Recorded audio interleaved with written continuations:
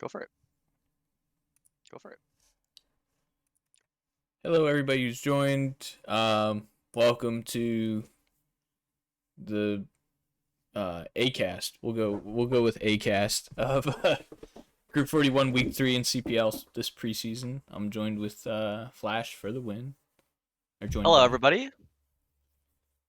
And yeah, seems exciting. We've hit almost every matchup, so kind of why I picked the group.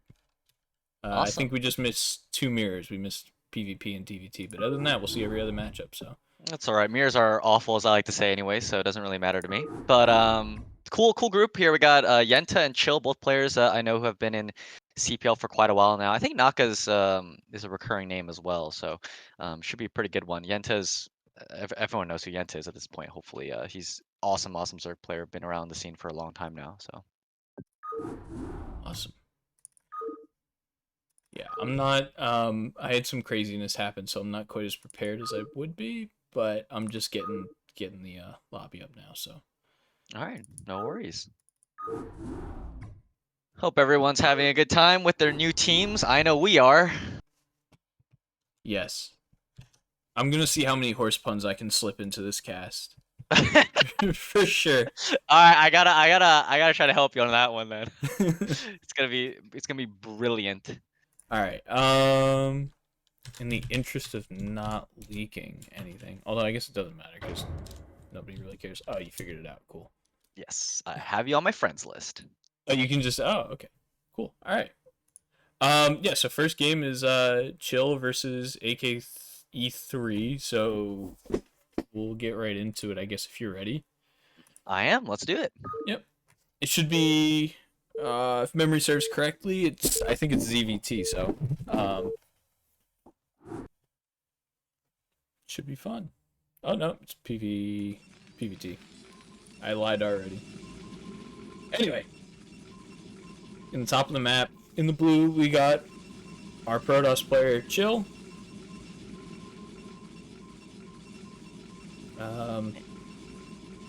I don't know, Flash, if you want to do the introduction. All right. And down here at the looks like 4 o'clock position as the pink Terran, it's gonna be Ake. Or Ake. I have no clue how he wants it pronounced, but hopefully I didn't butcher it. Apologies if I did. I just went with AKE3, but that's just because I'm not all that creative, so I'm not gonna try to be. You know? Yeah. All right, PvT on this map on Apocalypse. Pretty well, it's interesting. You have like kind of like the high ground areas kind of right in front of your natural and third base. So I actually don't know if it's buildable up there because I play Protoss and usually I'm not going to be putting pylons up there. But I wonder if it's buildable. Can Terran, kind of put lots of like missile turrets up there and kind of use that as a defense, or do they have to kind of set up their defenses on the low ground? Will be an interesting thing to watch out for. Yeah, I don't think I played against a Terran this week, and I don't really. I mean, this map is in the ladder, but I don't think I played too much on it, so I don't really know that. Yeah, we'll be curious to see. But it will be also interesting to see, at this level, I think all these players are going to be either pretty high tier 1 players or tier 0 players. I know Yenta's, I haven't been around the scene for about 2 to 3 years, but last time I checked, Yenta was like, 2K MMR or something on ladder. So if the other players in the group are similar to him, I'm curious to see what kind of like high level strategies or mind games maybe we'll see some players playing against each other. Yeah. I'm kind of new to CPL and Brood War in general, so I don't really know how well these guys know each other. It is interesting to see on 3-player maps because you're not really afraid of anything too much, but you're also not totally safe all the time. It's like, I mean, it is a weird middle ground between 2-player maps and 4-player maps. So we'll kind of see if that plays into it, I guess. I guess they're kind of closer to 4-player maps than 2-player maps, but yeah, it's kind of like a 50-50 in terms of the guessing game of where the opponent spawns. So it's not a guarantee, which plays a big factor in those 2-player maps. A lot of times, especially in PvT, you'll definitely see the Protoss player go for like gas deals off pylon scouts, for example. But it is interesting to see here. We do have a Zealot first coming out from Chill. Put some Zealot pressure here onto the Terran player. And immediately we have Ake pulling 3 SCVs out the line right away to make sure that he blocks it. And this is something that's unique about Apocalypse versus pretty much every other map in the pool. Well, I guess Tempest is actually a reverse ramp, which is even worse for this situation. But there's no ramp, so it's not as easy to defend as a Terran player here against the kind of this early aggression from Protoss. Yeah, I did kind of wonder about that. I was almost wondering if the 3 SCVs is an overreaction, but well, he doesn't even block. Yeah. I mean, 3 Marines versus versus Zealot. Yeah. He loses 2 Marines there. I guess it's okay for both, though. Yeah, not too bad. Does suck for Terran to rebuild those Marines, though. Yeah, we'll see if he does rebuild them, which he is, in fact, and he's also going for Vulture first. And the Dragoon back at home was dealing with SCV, so it will be a little bit late here coming out, so that the initial Vulture might have some time to sneak around the map in this situation. But yeah, I think the 3 SCV pull, sometimes you can consider it an overreaction, just because you usually only need 1 SCV to kind of deal with the Zealot to kind of slow it down, soak up some damage from the Zealot fire. In that case, it did lose 2 Marines. One of them died to a probe, which is kind of funny. We'll see. I think, did he see the command center? I'm not sure, actually, if I go to the vision of his. The Vulture did sneak around, though, which is good for our Terran player.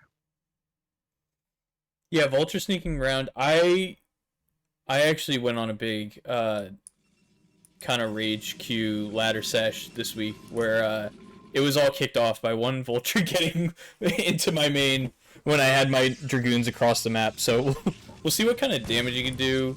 Oh man, he's gonna do a lot of damage. I mean, there's no the Dragoon just started from this gateway, so this Vulture has absolutely no counter pressure right now from any of the units. I think he needs to just maybe, I mean, at this point it's a little too late. He might as well try to just use the probes to micro around the Vulture. They are gonna get a surround maybe here.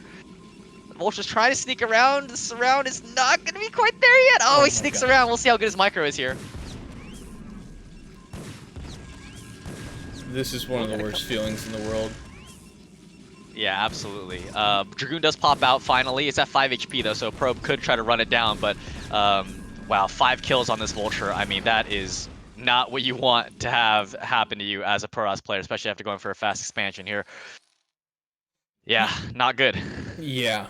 So there's range finishing up, so I guess well, I mean, he's at least going to be able to pressure the bunker a little bit.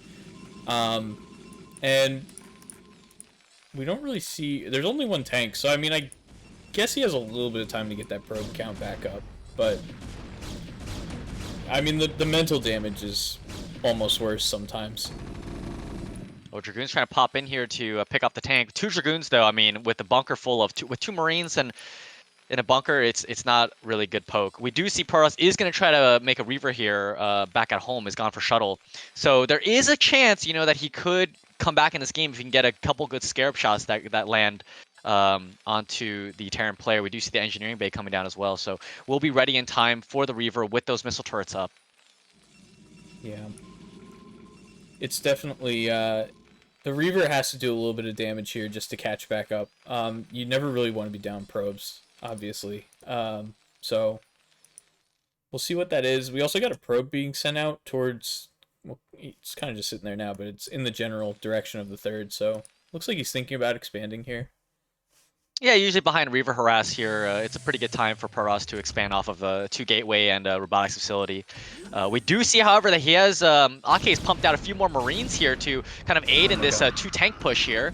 Trying to get up the ramp, a little bit of a miss micro, but we do see the Reaver is out. And the thing with the Reaver build is really nice is that as long as you have like half decent control, you can really stop this push because there's not really any anti-air to deal with the shuttle. I mean, you have Marines, but those die really quickly to Reaver fire.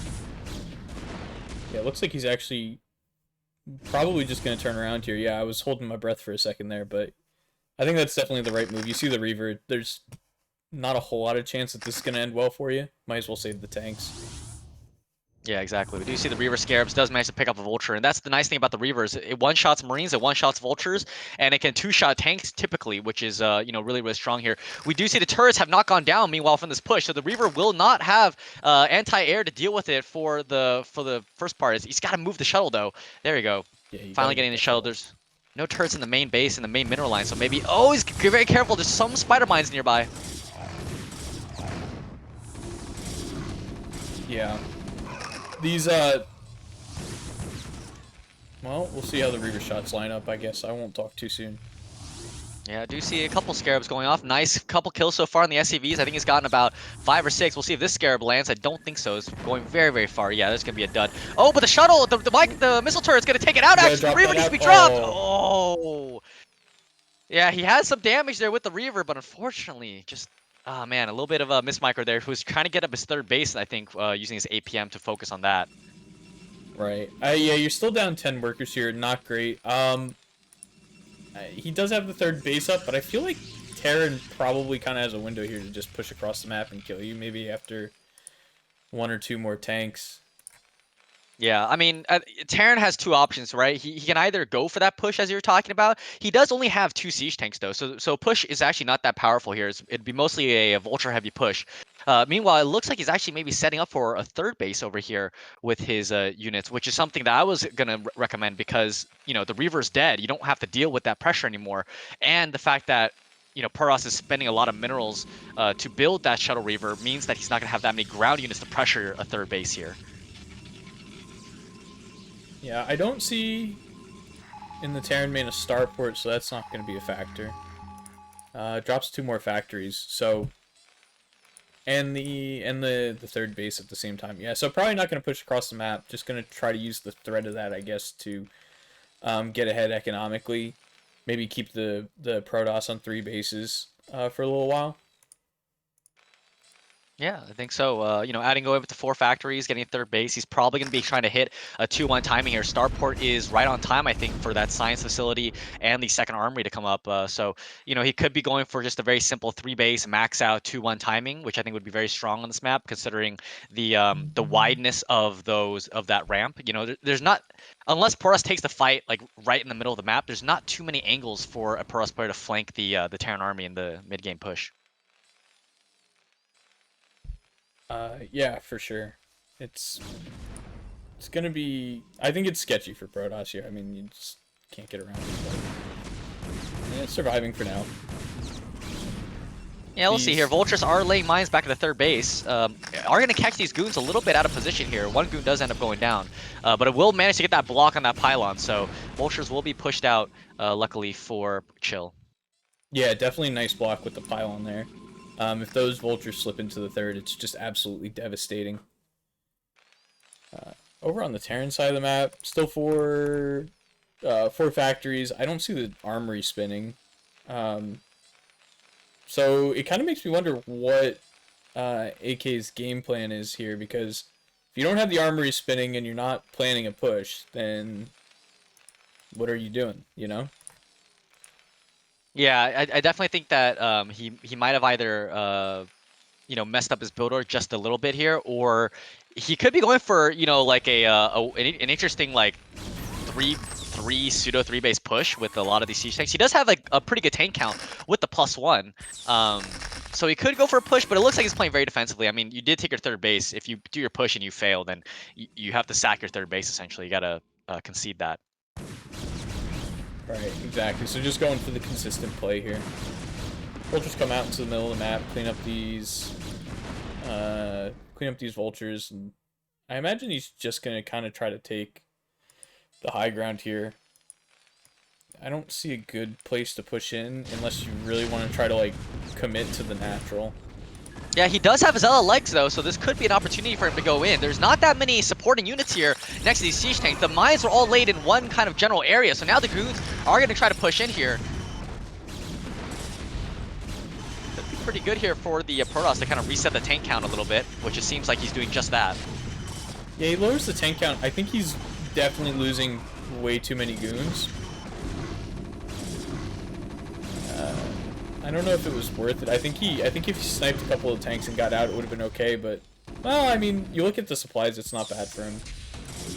Yeah, I don't think it's necessarily that bad. I think, obviously, the micro there could have been a little bit better from his part. The goons were quite clumped. However, it does mean that he can take a 4th base now for himself. The shuttle is going to come in here and suicide itself, unfortunately. I don't think there was anything in that. I think it was... Yeah, nothing in that, luckily. But that being said, again, if he can reset the tank count, keep it low, it means that the push from AK is going to come much, much later than he would like to. Because again, Terran pushes, you can't really push out without a solid number of siege tanks to support it. Yeah, and he is coming in with these ults and keeping the tank count low again, and he actually gets into the natural here, and there's nothing there for AK. So, potential to get a little bit of damage here. Actually gonna probably get these 2 more of these tanks here. Yeah, there's actually a couple of mines here that are a little bit careful. Yeah. There you go, stride the mine right into the tank. So as you can see right now for AK, he's got absolutely 0 siege tanks right now, and he's actually not even making any from his factories with machine shops. So behind this, Chill is expanding in a very aggressive position, I might add, right towards the Terran player. There is a 4th base over at the 9 o'clock expansion that he's not taking, but you know, I guess if he wants to take this position, he can. It just means that Terran will have a much quicker attack path here from his position. Yeah, I mean, I guess I don't know. I mean, you can't fit that many gateways there, but if you're already going to be kind of focusing the fighting over here, I guess you do leave yourself a little bit less open to like vulture run bys and stuff like that by taking that position. You either keep it or you lose it. There's no like really harass on it. Yeah, that is true. And we do see a small little bit of harassment here from these Dragoons, trying to come in here, maybe clear out some spider mines for potentially another future push. The shuttle, again, with some Zealots, does go down, unfortunately, for Chill. So, a little bit of a shuttle control that Chill, I think, can work on before the season starts. But shuttle control, I mean, it's so difficult. Everyone loves seeing Snow micro his shuttle and Reavers around, and you're like, oh, I want to be like him. And then you try to do it, you're like, wow, this is so hard to do. Yeah, it's definitely one of the harder things that at least Protoss has to do. So, and I don't want to be like a, you know, an apologetic Protoss player, but you know. It is hard, I will say, but you know, for us Protoss players, we don't have to do it. We can just go into Arbiters or something, you know, and not have to deal with just trying to micro a shuttle around. Meanwhile, we do see the 5th base over there finally being started at the 9 o'clock position. But again, this is the thing with doing these kind of run bys that or resetting the tank count that Chill has done. It means that Terran really is you know, has to kind of sit back and relax here. Can't go for a push. Yeah, I mean, the one thing that he has going for him is 73 SCVs, which might even be too many, especially on 3 bases. It's definitely too many. But against 49 for Protoss, he's probably not mining that much less. Of course, he is going to mine out of his main fairly soon, so we'll see where that, you know, kind of brings the action. I assume that somewhere around, you know, the bottom side of the map, or he's going to try to get the top right base that what's his name is taking. I forget his name, but our blue Chill player. Yeah, Chill. Yeah, I definitely think obviously that the SCV count's a little too high. So it's funny that you see the supply count is actually equaled up again. The, you know, Terran and Protoss have pretty much the exact same supply at this point. The problem being is that Terran is actually down in essentially 25 supply in terms of units. So when the push inevitably comes, it will be much weaker than it should be on a 200-200 push, which normally sits around, you know, in the high 50s, low 60s for SCV count instead. Yeah, exactly. Also, back at home, we did see a Templar Archives, and I did see him getting the energy upgrade. So I'm assuming he already has Storm, but we haven't seen any High Templar yet. Yeah, first 2 looks like they just popped out over at the natural, so they are going to start banking up some energy, and then he will probably end up using it for when the eventual push happens, or he could try to break down this ramp, although it's going to be very difficult considering that there is such a massive supply depot wall, and you know, the other ramp is just a tiny little choke. But we'll see how it goes. He does have 3 shuttles filled with Zealots right now that can go for some big Zealot bombs, and these tanks are being very aggressive here, pushing up onto the high ground. Yeah, those, well, Zealot bombs come in. We'll see how it works out here. Yeah, not too bad so far. Zealots are cleaning up some of the spider mines and resetting the tank count again at the top of the ramp. But unfortunately for him, he ended up losing so many Dragoons there right before the fight actually began. So he's got to pull back and reconsolidate his army. You know, Protoss army against a Terran, you need to have more units than Terran in order to make these kind of big pushes. Yeah, the Zealot bombs were really nice. Unfortunately, just very disjointed with the actual ground army, right? I mean, we didn't see any storms come out. We didn't see the Dragoons really synced up with the Zealot bombs.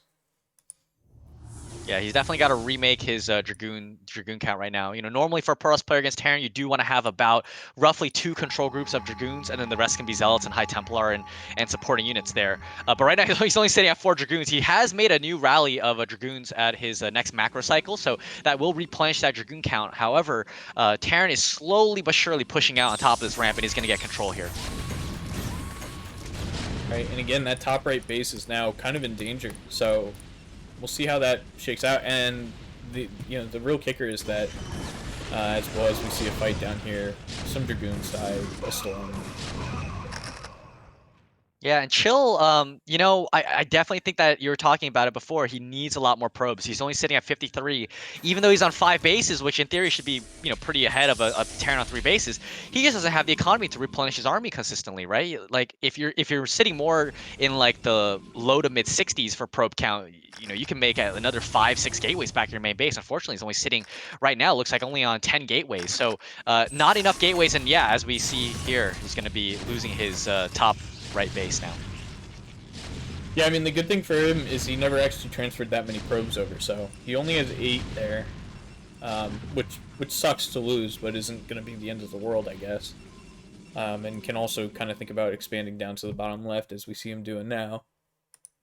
Yeah, he's gonna try to come here and take this fight. Unfortunately, I just don't know. I don't think he can take this fight. It's such a narrow choke. He's gonna try though. Siege takes up on the high ground means that this is gonna be very, very difficult for him to break through. His shuttle drop is gonna come on top here for some Zealot bombs. Unfortunately, not many mines to drag into the army. But yeah, he's gonna pull back. EMP even goes on the Dragoon, so they are now paper in terms of defense. Yeah, exactly. And obviously, you see no High Templar and just the one shuttle, so it's tough as Protoss to take a fight. And also we see the supply right now, even with the 20 worker advantage, still about 60 supply ahead, or almost 70 actually. Yeah, this top right base is going to be forfeited. AK is now just about maxed out here. He's got 9 factories back at home, which almost equals the amount of gateways you have, and that's definitely not where you want to be as a Protoss player. I think that, he is rebuilding his 5th base down there at the bottom left-hand main, so I think if he can somehow stabilize maybe and just be able to expand down to that kind of the 3 bases there at the bottom left-hand portion of the map, I think he can restabilize here, but he's trying to push in here. It's just such a difficult position to go for. Yeah. Well, gets a nice storm on those tanks, but I think at this point you gotta get another game plan, because this just isn't gonna work. Going through that low ground choke is just, gross, for lack of a better word. Yeah, really, really difficult. I mean, the choke is so narrow. You got tanks right up on the high ground kind of monitoring that area anyway. So even by the time you even push in, you're probably losing like half of your goon count just to those tanks on the high ground. We do see that he is walling off now at the bottom left-hand natural. So if he can expand there maybe and get a couple more probes out, like again, he's got opportunities still. The Terran hasn't pushed out aggressively yet. Like usually once you hit 200, 200, you're just going to go right in for it. We do see Terran building his command center on the ruins of the former Protoss Nexus there. So will long distance mine because he's mined out at his main and natural with the 77 SCV count there. Yeah, I mean, that is the one saving grace, right? There's not that much mineral income despite the now 25 worker advantage. So, but I mean, I don't know. This army supply is looking really rough. I don't even know if he has much more than just a small kind of ragtag group in the middle of the map. Yeah, he's got another control group back at home at the natural, but again, I mean, Terran doesn't even need a siege at this point to take these fights. He can just walk right in. He is going to siege anyways. Good Zealot bombs, though, I will say. Unfortunately for him, there's just no units. I mean, the tanks are 2-2 upgraded right now. The Protoss units are nicely upgraded at +3 weapons, but unfortunately for him, yeah, it's just not enough units. That's going to be game. Yeah, well, I mean, good game nonetheless from these two. It was interesting to kind of see how that map shakes out, because like I said, I'm not too maybe I don't know the meta as well for the 3-player maps, so it's cool. And I think we also answered your question that if you can build on that high ground, which I don't think you can. Yeah, I didn't see a single building go up there. I think he just took the low ground areas and built that supply depot wall. So yeah, I think that answers the question. I didn't think they were buildable anyways, but just in case that they were somehow buildable, it would have been interesting to see how, Terran pushes up there to secure that location. So next up we have Naka versus AK again. So Naka is a Zerg player this time, I'm pretty sure. So that would be ZVT. Yeah, gonna be a fun one. I think it's very interesting to see how this game plays out. Main bases are very, very large. The mineral lines of both the main and the natural are kind of exposed for air harass. So we'll be interesting to see how the Zerg player abuses that. All right, we'll go right into it. ZVT, even though I don't play a race in this matchup, it is always one of those very fun ones to watch. I mean, there's just something so cool about aliens fighting space marines, right? Yeah, I will say I think it's definitely the most action-packed in terms of every single matchup possible. I guess maybe ZVC has a little bit more action in terms of, Lings fighting Lings and Mutas fighting Mutas or whatever. But ZVT is probably my favorite matchup to watch, and it's also just very legendary in terms of all the rivalries we've seen throughout history. Yellow versus Boxer. We have Flash versus Jaedong, obviously was a big one. Nada versus July Zerg or any of the other Zergs during that era time period as well. Savior versus every single Terran player back when he had to make his run against really bad Zerg maps. In fairness to him, even though he's a dirty match fixer, but um, yeah, really really fun matchup to watch. Yeah, I couldn't think of a better way to spend my Wednesday night. Uh, so anyway, I don't really know the builds too well here. I mean, do you have any idea of what like is a maybe like a meta build or what you would think like the most standard milk toast TVZ should look like?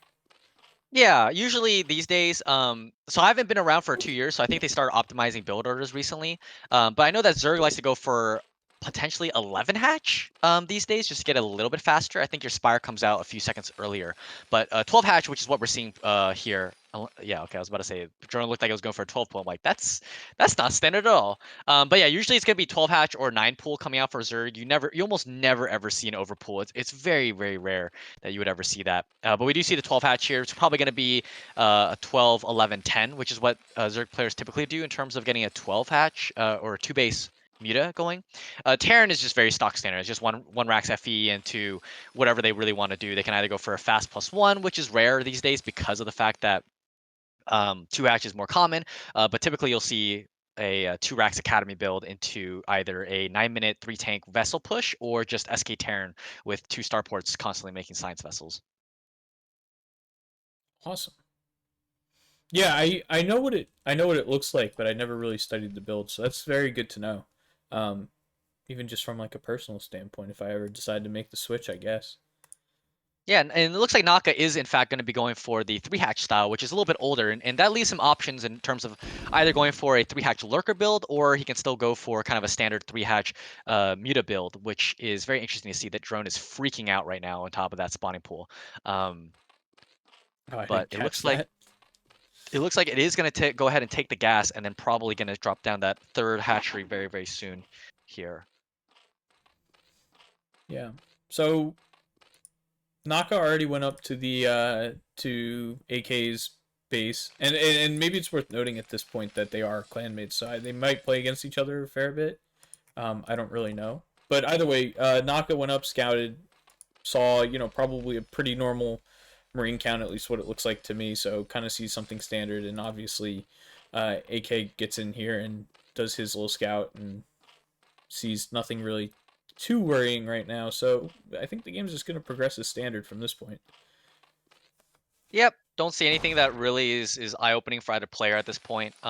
We do see that it looks like that AK is in fact going to go for the 2 Rax Academy build. The Rax has already been dropped, gas is going down, and Academy is likely going to be scouted or started, sorry, soon enough for him. And the command center back at home is almost done. So yeah, we're gonna be settling into a pretty standard game. Layers also started for our Zerg players, so we just sit back and see what kind of tech he's gonna pick. Yeah, exactly. That's always the interesting thing with Zerg because I feel like they do have a lot of options. You know, Hydra based play, Speedling based play, and then obviously you have your standard Muta play, but um, there's like a pretty wide amount of things that Zerg can do, and none of them are really bad. There's some that are definitely better than others as far as meta goes. Yeah, Zerg has got a lot of options, which is the obvious annoying thing about playing against them as Terran or as Protoss. Don't even ask me about how my Protoss versus Zerg matchups end up going in terms of trying to scout for a 3-hatch Hydra Bust or a Muta build. But we do see that the second gas of the natural has been finished. So this does indicate to me that's going to be a Spire build. Usually, if you go Lurkers, you don't need this gas that early when you're going Lurkers because you have to get the Hydra Den, you have to research Lurker upgrade. But instead, with the layer, you want to drop the Spire down immediately, and then you need to have banked up enough gas to make your initial 9 Mutalisks right away off of the 3 hatcheries that you have. Right.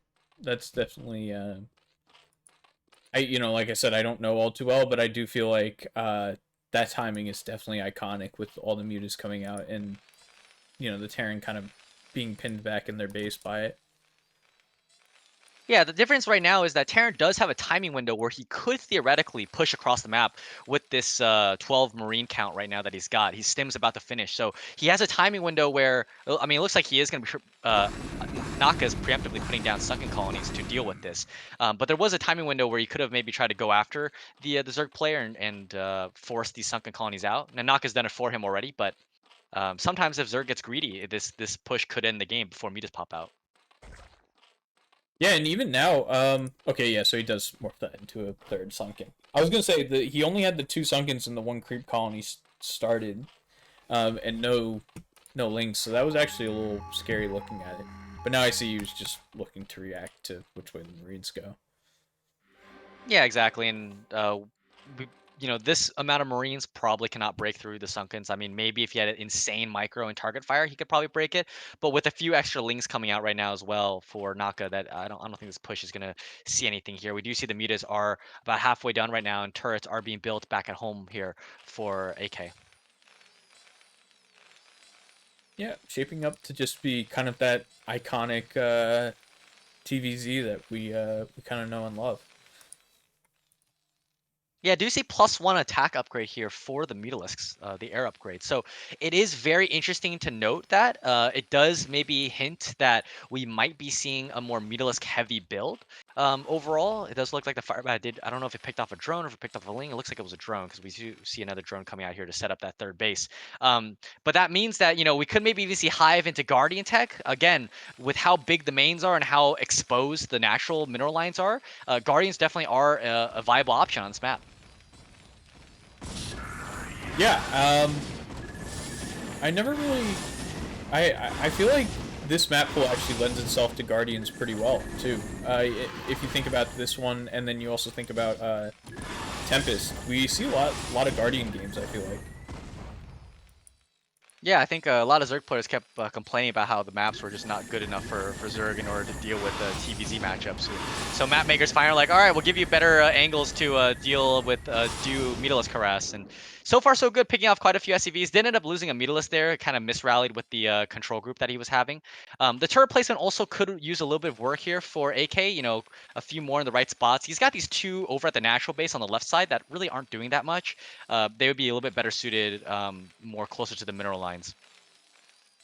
Yeah, I mean, it almost looks like the idea is to zone the mutas, but I don't think the game really works that way, to be honest. You just got to put them over the important spots.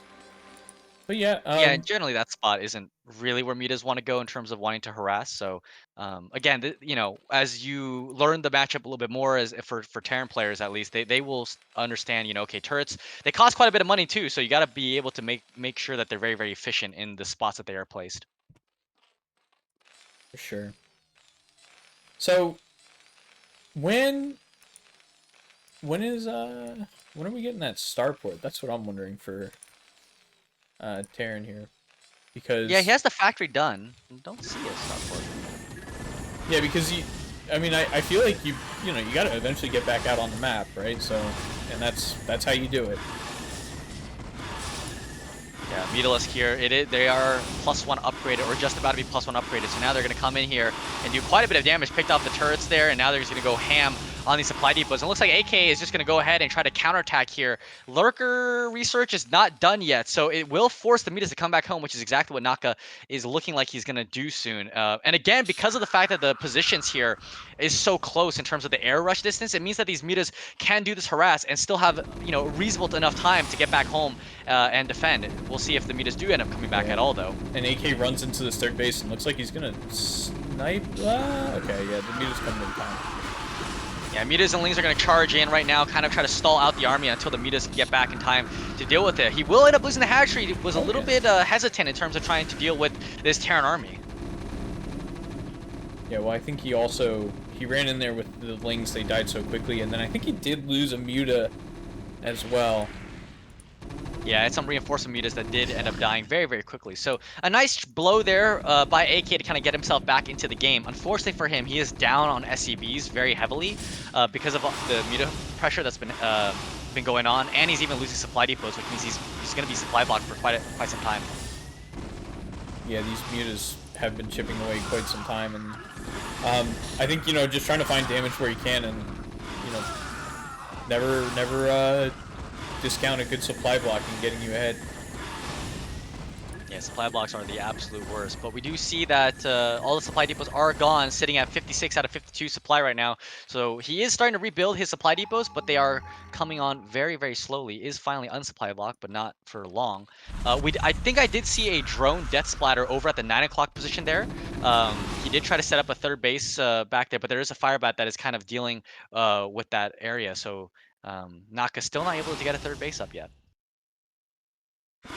Yeah, for sure. And I mean that could be really frustrating at this point. He is doing really well with the harass, but as there you do need to get that third base up. And honestly, already it's pretty late. I feel like after losing that. Well, I guess technically it's a fourth base now, but he never really got the third up. So yeah, it'll be even more difficult with this kind of pseudo contain that Terran is putting onto the Zerg player right now. Marines, when they're kind of in this position, they're very, very difficult to dislodge unless you have an insane amount of units as a Zerg player. He's trying to come in here with some Lings, but unfortunately for him, these Marines being +1 upgraded means that they absolutely shred through these Mutalisks, which have no armor upgrade right now. And actually +1 armor even kicked in for Terran just now. He's finally starting the double starport back at home, so we'll finally see some science vessels coming out for him. Obviously a little bit late on his part, but better late than never. And he's even looking like he's going to try to set up that third base as well over at the top right. Yeah, AK, I mean, can't be mad about this position. It was looking sketchy at points when he started losing supply depots and started losing SCVs, but you go out there, you kind of take a gamble and deny that third base, which I think he probably didn't know whether it was going to work or not, but getting that third base, I mean, fortune favors the bold, huh? Yeah, here comes that Lurker push, though. Finally using the Mutas and the Lurkers in tandem, we'll be able to clean up this army. Back at home, let's see. He doesn't really have that much, actually, back at home. So Naka could maybe try to run in there with some Lurkers and try to set it up. But I think what he's going to do is he's probably just going to end up maybe double expanding or something. He's got quite a few minerals right now in the bank, which is, it's really difficult to produce off of just 3 hatcheries on full saturation, 2 bases. So we do see him trying to take back that third base, has the Lurker set up there, so this time Marines going in will not be easily able to dislodge that base. Mita's coming back in to do some harass as well. Yeah. And I think this is what we were talking about. I think I've hit this point many times, but this is I think why we love TVZ. It's so back and forth, especially when you see 2 players at this, fairly high level. There's just so much you have to do, and there's always a chance for both races. Absolutely. When I remember when I was a Terran main, this matchup I would always consistently have almost like 40 to 50 APM more than my other matchups because of how intensive it was. But here we go, big push here into the natural. The Lurkers burrow. They get the shots off on the Marines, and it looks like it's close. It kind of just depends how these Zerglings do. Man, medics are very strong, especially with that +1 armor upgrade on those Marines. It means that they don't get 2-shot by Lurkers, which is so important for a Terran player. Scans going down to see where the bases have been reset for the Zerg player. Unfortunately for him, there's just not that many Marines out right now for him to kind of go for a counterattack of some sort. Hive has finished, although a lot of the buildings and research were a little bit late. No adrenal gland upgrades, that's on the way. +1 upgrade for the Zerglings is also on the way at the moment, and +1 carapace as well. So we see that if Zerg can kind of last through the next, I would say, 2 minutes of the game, especially once he starts to consume, I think he'll be in an excellent position if he can set up these 4 bases and go straight to 4 gas and maybe go for Ultralisks. Yeah, for sure. And also getting that fourth base up, although it is, I think you want to already have your fourth base up and running, because being on 3 gas when you get your hive is almost, as you know, it's about the same as not having hive at all. You just need so much gas to pump into those units. So he might be a little bit late on getting all that tech that he needs up, but he is getting that fourth base up. And I mean, he just needs to drone like a madman right now, and or well, not like a madman, but kind of strike that balance between army and droning. Yeah, I mean, at this point, he's got 31 drones. Not too bad. If he can just saturate the gas at both of his bases, I think he'll be in a pretty solid spot. It is the one saving grace, I think, for him is that AK is playing pretty passively, which means that the fourth base will get up without too much pressure. Although, as I say, that there are a couple dropships coming out across the map here. But Lings might end up seeing these dropships. They are kind of scouring the map right now. Yeah, and he does have. I mean, this is a pretty formidable group, and Adrenal is done, so they're gonna do some work. Although he does not see the dropship. Dropship coming into the main right now, loaded up with. I want to see what that's. Almost a full control group of Marines. It's actually a little bit more. Yeah, this is very scary here. I mean, this amount of Marines coming in can snipe down a couple buildings. Here we go, going right after the Defiler Mount. Consume, luckily, has been finished, but the Defiler Mount is going to go instantly down, and he can even go after some drones or the spawning pool. Going after the Evolution Chamber. Oh, Carapace upgrade just finishes right in time for that, and the Swarm will come down, which means that these Marines are not long for this world, especially against these 1-1 crack upgraded Zerglings. And now a counterattack going over at the third base soon. Yeah, he's lined up here. There's 2 bunkers, nothing in them. So Oh man, but he's got Defiler with his army. This is so crucial. He needs to go now though. The Marines see it. The medics finally see the Zerglings here. He's got to go fast. oh, and he gets the Dark Swarm down, and I think AK just wasn't paying as much attention as he could have been. He probably wasn't really looking at that group, expecting those Lings to be there. So he does. That does get cleaned up, and now he runs in. There's 5. Well, now there's 3 Marines and a medic. I think that this is going to be a pretty devastating blow. Yeah, Firebats just popped out though, so AK did end up going for the correct remacro here. If he can get those Firebats over and he gets some pretty lucky splash damage shots, he might be able to save this base. We'll see how it goes though. Right now, Link's getting an okay surround on the Firebats, but now the medic is with the Firebats, and that will be the end of this Link pressure here. But still end up killing quite a few SCVs and did a decent amount of damage here for Naka.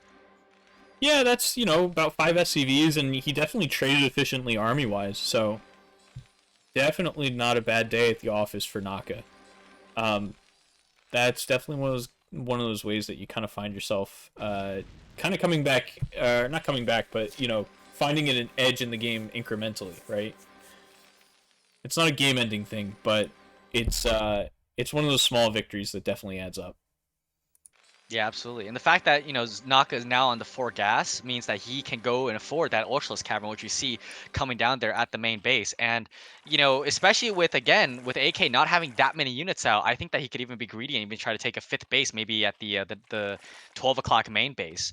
We do see that AK is finally now getting a few more barracks. I think he could drop, another 5 barracks to try to supplement his macro right now that's going on. And even getting a physics lab. So we will see battle cruisers coming out, which, honestly, for mid to lower level Terrans, I would say Battlecruiser are some of the most APM efficient units. You just A-click them towards the enemy base, and they do so much damage, while Zerg has to kind of try to micro the Scourge around to deal with them.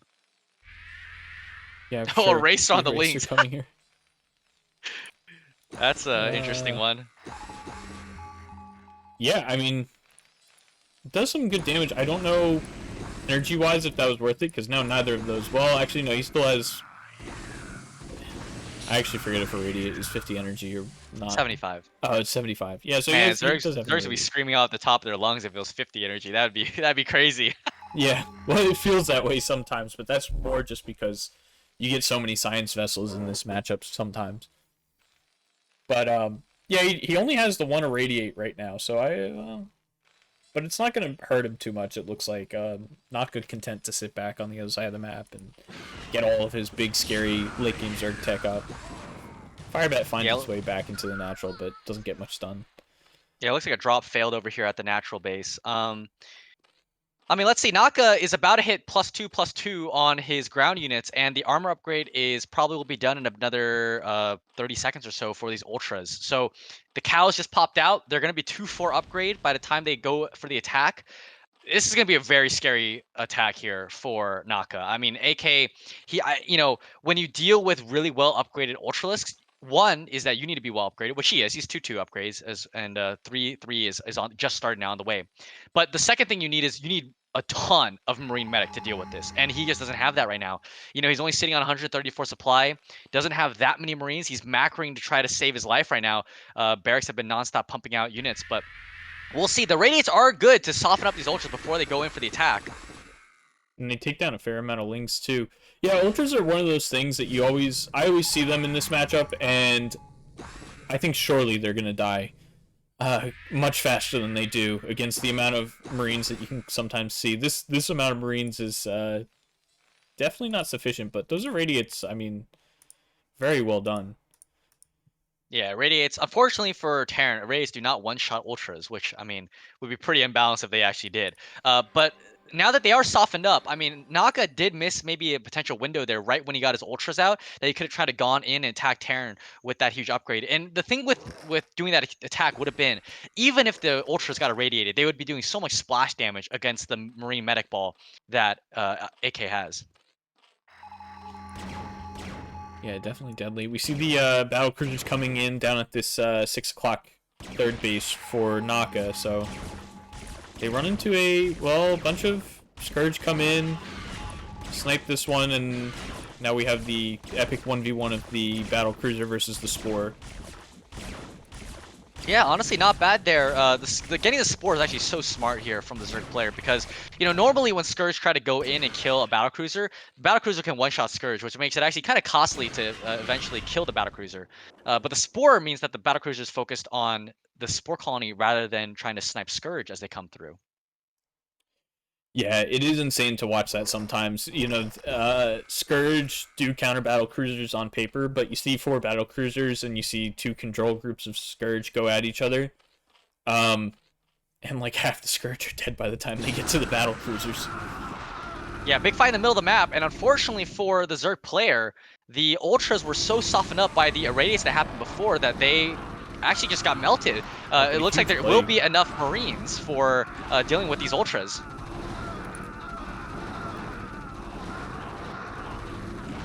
Yeah, definitely not very cost efficient with those ultras right now. Such an expensive unit, and you think about now at this point in the game, a measly 50 minerals for each marine is nothing compared to what those ultralisks cost. So definitely a good trade for AK here in the middle of the map. Yeah, really well done. Oh man, even losing a lot of Scourge right now. Naka, I think he had a timing window there where he spent all of his money to get these cows up, which, again, they're very, very expensive. He was sitting on like 2K, 1K, and basically dumped all of his money into these ultras. Unfortunately for him, one, he's actually forgotten the ultra speed upgrade, and two, he didn't go for the attack right when he got his big spike in power.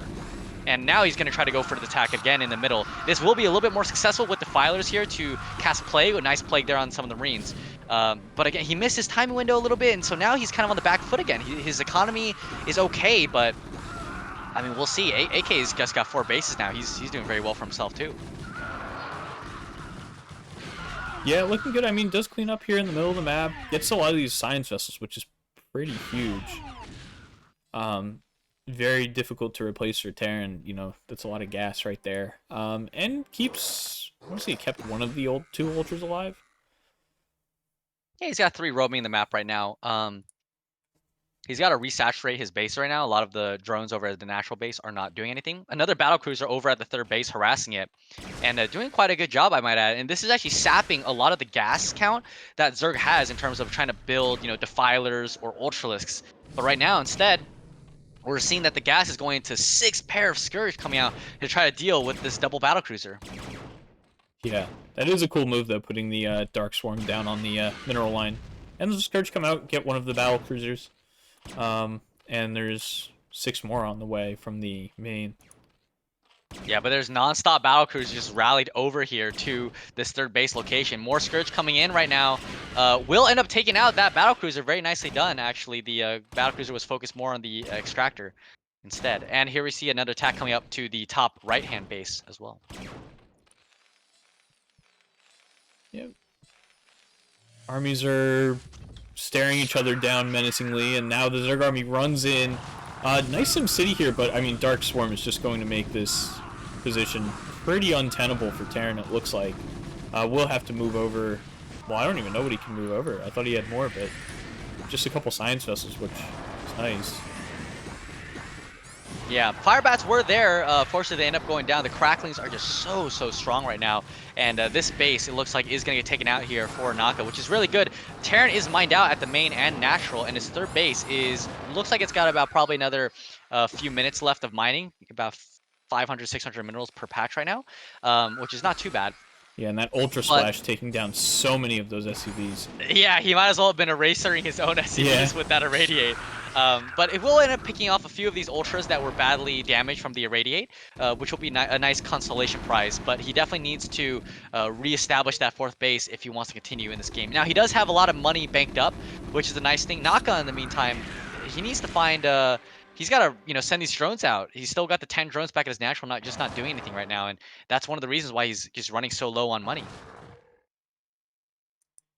Yeah, he's, I guess it's just kind of an oversight. I mean, like you said, the APM requirement in this matchup is so high, so, might just not have the bandwidth to kind of do it, but those have been there for quite some time, so if he looks at his natural, he'll probably be kicking himself and wondering how long they've been there. Yeah, and I mean, if you look at it, it's like 35 drones, but a third of them, 11 drones right now, are idle. So yeah, that's a lot of his economy that he's not ended up using, unfortunately. And it could really be the difference here in terms of being able to macro up and establishing himself back on the map. But meanwhile, Terran has pushed back out here, going to go after this 9 o'clock expansion. Yep, so they come in, but the reinforcements coming up here, it looks like this is going to be repelled, but I don't know if I'd push up that ramp. Well, there's no Defiler here. Yeah, we'll see if the medics are blocking, which they are. Really nice micro here from AK, blocking these Ultras here on the ramp with his medics. Unfortunately for him, Ultras are quite strong, and I think they will be ultimately able to end up picking off this army. But the medics are doing such a good job walling off these Ultras. These Marines should not have been able to do that much damage. Yeah, no, not at all.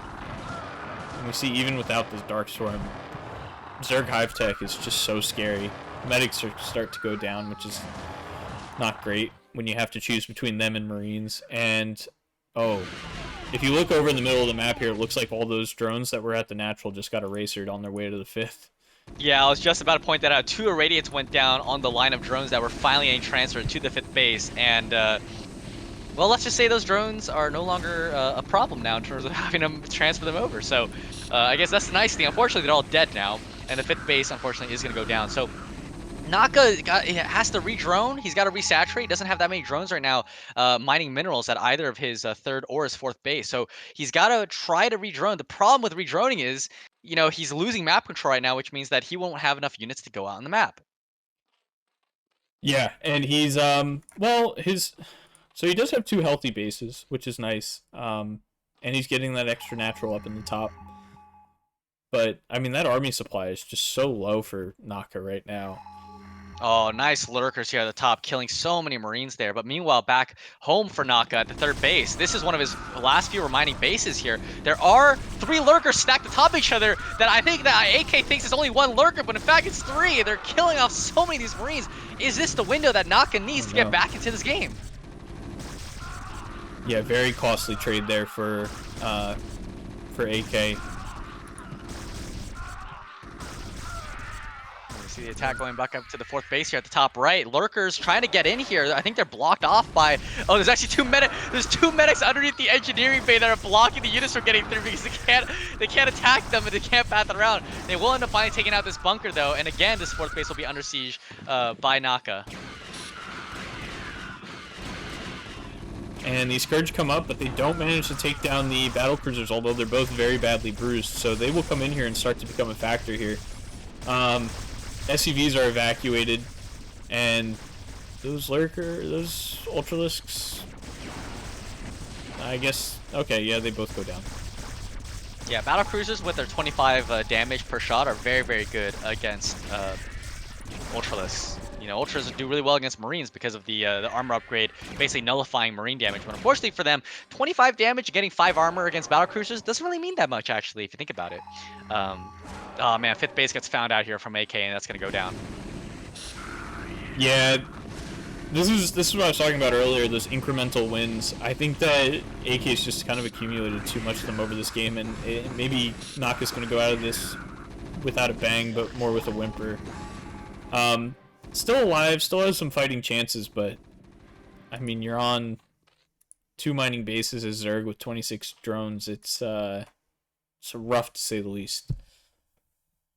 Yeah, I mean, he's desperately trying to re-drone at the same time as trying to still pump out an army. You know, he did have an opportunity there where he managed to, you know, get 2 big wins against the big Marine ball. But unfortunately for him, AK still has got so much money in the bank, and the battle cruisers are just absolutely taxing him to the limit right now, where they're just walk in, do damage, and finally, you know, they end up getting killed by the Scourge. But there's so many Scourge that would have to be used to do it that, you know, Naka just doesn't have enough larva and gas to make them. Yep. Catches a couple medics out on the map, but I mean, more to your point, it just feels like Naka's kind of losing a little bit of grip here, and AK really hit his stride all game with the macro, it feels like. He was floating a little bit, but I don't think I've ever seen his production really go too quiet for any point of the game. No major supply blocks, and has always had, you know, 2 mining bases up for the most part. Yeah, it will be interesting to see that, you know, when AK decides to try to take a 5th base, where that 5th base will be, because the next 5th base for him will not be that easy to defend. I mean, I guess he could use battle cruisers to defend the bottom right-hand base, but you know, the main and natural of the top area is kind of a little bit far away for him in terms of trying to get up there to defend those bases. So, you know, it will be interesting to see where he goes. He could set up, you know, big marine balls at either entrance to kind of be able to secure those for himself. Um, but we are starting to get into kind of like a really interesting late game situation here where the Zerg is kind of not mining. The Terran is, he's got that last base up there at the top right, but he's going to be mined out here at the 3rd base very quickly. Yeah, and as you say this, I don't know if you caught it, but on the 6 o'clock 3rd, there was just a battle cruiser going to town, and Naka caught it pretty late. So, did eventually kill it off with some Scourge, but lost even more drones there. We see a big ball of Ultralisks and Zerglings coming into this 4th base for AK, and they probably will overpower it for now and get some more SCV kills. Yeah, I mean, AK's got to be a little careful here. He is starting to run low on money. You know, that big bank of his has been used to basically non-stop produce battle cruisers here. And he's only got that one last base for his mining right now. So it'll be interesting to see. Oh, Yamada Cannon going down on the Ultralisk here. But Scourge will end up taking out one of the battle cruisers there. Nicely done. But again, he's got to be careful now with his mining. He's got to make sure that his army's positioned in the right spots at all times now to kind of defend. Zerg, meanwhile, you know, he's very low on drones, but Zerg can operate on that low economy. They're very efficient once they get up to, you know, 3-3 crackling upgrades. They're probably the most efficient unit in the entire game. Yeah, for sure. And the other thing is, you know, you see all these battle cruisers being bled off. Definitely doesn't help. He's been getting good damage with them all game, but he never really got any mass of them. He was always sending them in 2 at a time and getting a couple drones here and there, but those are expensive units. And like you said, you do mine out eventually. Yeah, we'll see if he drags his army over. He did end up losing quite a few science vessels to those Scourge just earlier. So, you know, he's got to make a balance between making more vessels or continue to make battle cruisers. And I don't really see that many vessels. Only looks like there's 3 vessels remaining here for AK. But with the Ultras out, I mean, these Marines, they need a lot more support right now. There's not enough left for AK. He's slowly kind of losing a grip on this game. Naka is continually coming back. Yeah, and you're also seeing the double-edged sword of Irradiate coming in. I mean, these Ultras did take a fair bit of damage, but they were damaging those medics all this time, too, as they ran alongside them. forcing a liftoff once again, but on the other side of the map, counterattack here by AK once again with those 2 battle cruisers going to town on that 3rd base, now getting play again. We're going to see some more Scourge here from Naka, but he's slowly running out of gas. Yeah, Naka may be running out of gas, but you gotta also look here. AK doesn't have a mining mineral base up. There's no minerals at the 1st, 2nd, or 3rd, and the 5th, he hasn't gotten any SCVs over to yet. So, also kind of, I mean, this is a very close and exciting game, and both players kind of feel like very even right now. Yeah, it's definitely back and forth. Man, I think Naka's going to kick himself after this game for missing out on the ultra speed upgrade. I think he he finally starts it. He probably thought he had it this whole time, but realized, unfortunately, at the last moment, oh, I don't have it, actually. Half an okay plague there, but the ultras and links here are going to come in and just absolutely melt through this bio ball. Naka is pushing back AK here in the middle of the map.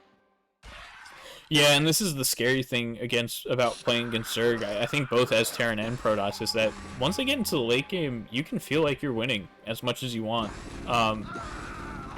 But your position is always kind of tenuous at best. And we're seeing that now where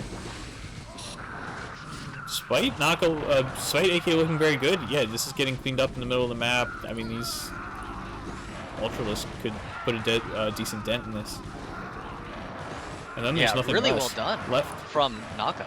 I mean, yeah, as you said, there's not much left. There's not many Marines right now. The problem for AK is that he's kind of running these Marine balls in piecemeal. Like he's not. When you deal with this amount of ultras, you need to kind of make a big ball of Marine medic, and he's just not had the time to do that. He's been consistently running them around, getting them into bunkers, which those go down, and then 2 to 3 Marines in each bunker will end up dying. Meanwhile, Lings over here at the top right base are gonna kill this command center with the crack upgrade. Is Naka coming back in this game? What a game so far. Yeah, and I mean, this is like almost a lore accurate, right? Way that Zerg wins this game is just refusing to be stamped out. And you leave one Zergling there and they came back lore-wise, on to infest an entire planet. That's kind of almost what this is like. Yeah, I mean, he's got one mining base here at the 12 o'clock position that's kind of hidden. I don't think Zerg has seen it just yet, which is pretty funny to think about. But he's running out of money, and there's still an Ultra Scout. I mean, that one might die to radiate. Naka, in the meantime, he's got not much left too. He's got drones and a few Lings, and the Lings just got cleaned up. The last Ultra's at 50 HP. Is there another vessel to radiate, or have all those gone down to Scourge? It looks like there's no vessels left either. Oh, there's one vessel in the main. Yeah, I was gonna say I haven't seen a vessel, but yeah, this one's coming out right now. And you also see on the production tab we have a single Ultralisk and a single battle cruiser and a single Marine. So that kind of tells you what kind of game this was. It's been very exciting the whole way, and now we're on this these really fun low macro situations or low income situations. Yeah. He does end up finding this 12 o'clock base with that drone, but right now he just doesn't have that many units right now to go after it. He is replenishing his drone count though, back up to 26 drones, so nicely done there. He could try to mount, a big attack, maybe like a last hurrah. If he kills his 5th base, I mean, I think it'd be game over for Terran. There's one Ultra, by the way, in the main base of the Terran base is going to town right now. That battlecruiser needs to finish as soon as possible to take down that Ultra before it kills the whole Terran base. Yeah, I mean, luckily for him, he does not have the AK doesn't have the income to utilize all 8 or all 9 of those barracks. Now 8, so he could stand to lose a few. Yeah, that battlecruiser is just about to pop out soon. And yeah, now you look at it, AK is only really going to have money for Scourge against these battle cruisers, which could be good for him, but losing this Ultralisk is not worth taking out those 2 barracks, because like I said, he's never using them anyway at this point in the game. Yeah, you're right. The gas count's completely depleted here for the Zerg player. He is trying to build looks like spore colonies over here at the third base because that's exactly where the battlecruiser is going. However, if you look here at the top side of the map, the ultras are going to find this base and they're going to end up cleaning up these SCVs and deny mining. Yeah, and I think this might be the killing blow for Naka right here. I mean, he's gonna have to squeeze out a couple Scourge to deal with these battle cruisers, but I don't know how you ever deal with all these ultras. Yeah, way too many. And we see this one ultra here will end up picking off a few of these marines. They will end up picking off these spore colony. The marines will do a good job of killing them off. But unfortunately for him, I mean, where does AK go after this? I mean, this one battlecruiser might be able to get some decent damage, but there's still a healthy mining base over here at the 9 o'clock expansion for the Zerg player. Now the drones do need to send those minerals back. But Naka might be able to just walk into the Terran base and kill everything. He's got 4 ultras here. Yeah, and I think it really is that simple, right? Naka has mining, AK does not. So, I mean, that's the essence of RTS. If you have money, you're winning. If you don't, you're probably not. Yeah, it's funny that the Marines right now are kind of hiding in between the barracks right now. The Ultras can't get to them. Finally, it'll kill the science facility with these Ultras and deny any more battle cruisers being made. That being said, here come the Scourge. Take out one of the battle cruisers. Yeah, and in a game where every single unit is so precious, those Scourge sniping off those battle cruisers is huge. Again, no mining whatsoever for AK, so kind of what you see is what you get here. Yeah, I just don't think he's got enough. He's even lifting his main command center now over to try to secure a base somewhere. But I mean, even then, he's got that command center already at the top right, kind of trying to re-land. Zerglings did end up going in there and denying that re-land of that command center. He's only even got 6 STV, so even if he can try to resaturate, I mean, it's gonna be a long time before he can have enough macro. That one bunker there is able to load his marines to kill off the lings. Yeah. This is definitely this is a fun game to watch for sure. I'm glad that we picked this group and we're able to pick this, but I've been saying it for some time now. No mining, no army, no army. Yeah, here comes the Scourge. Will this be the last unit that will die here for AK? Yeah, the battle cruiser goes down. Does he have an army left? I mean, it looks like he's got what he pumped out one single marine, and the ultras had instantly killed it. He's got 3 marines left in that lone bunker at his natural, but he's got lifting command centers. There's the GG. Well played. Yeah, wow. What a game. How many minerals do you have left? 64, he says, but he's got ultras out.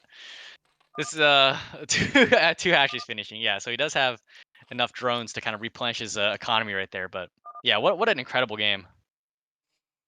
Yeah. And just the last little kind of friendly messages between clanmates. It's based it on. Yeah. So even they knew that this game was something pretty special when they played it, which is good to see. But anyway, neither of them have left, but I think that we've kind of, well, I think we've kind of seen this. Maybe, I don't know. I don't want to leave in case something crazy happens, but It's like suddenly AK like mineral hacks and brings out like 2,000 minerals and runs over Naka. It'd be so funny. yeah. Okay, so there we go. Naka takes down AK, and in really spectacular fashion. Both kind of very evenly matched. Yeah, definitely a pretty exhausting game as well, probably for both players and for us, I would imagine. It's just there's so much action going on in that matchup, and the fact that both players are going down to barely any mining left is always a very very stressful period of time.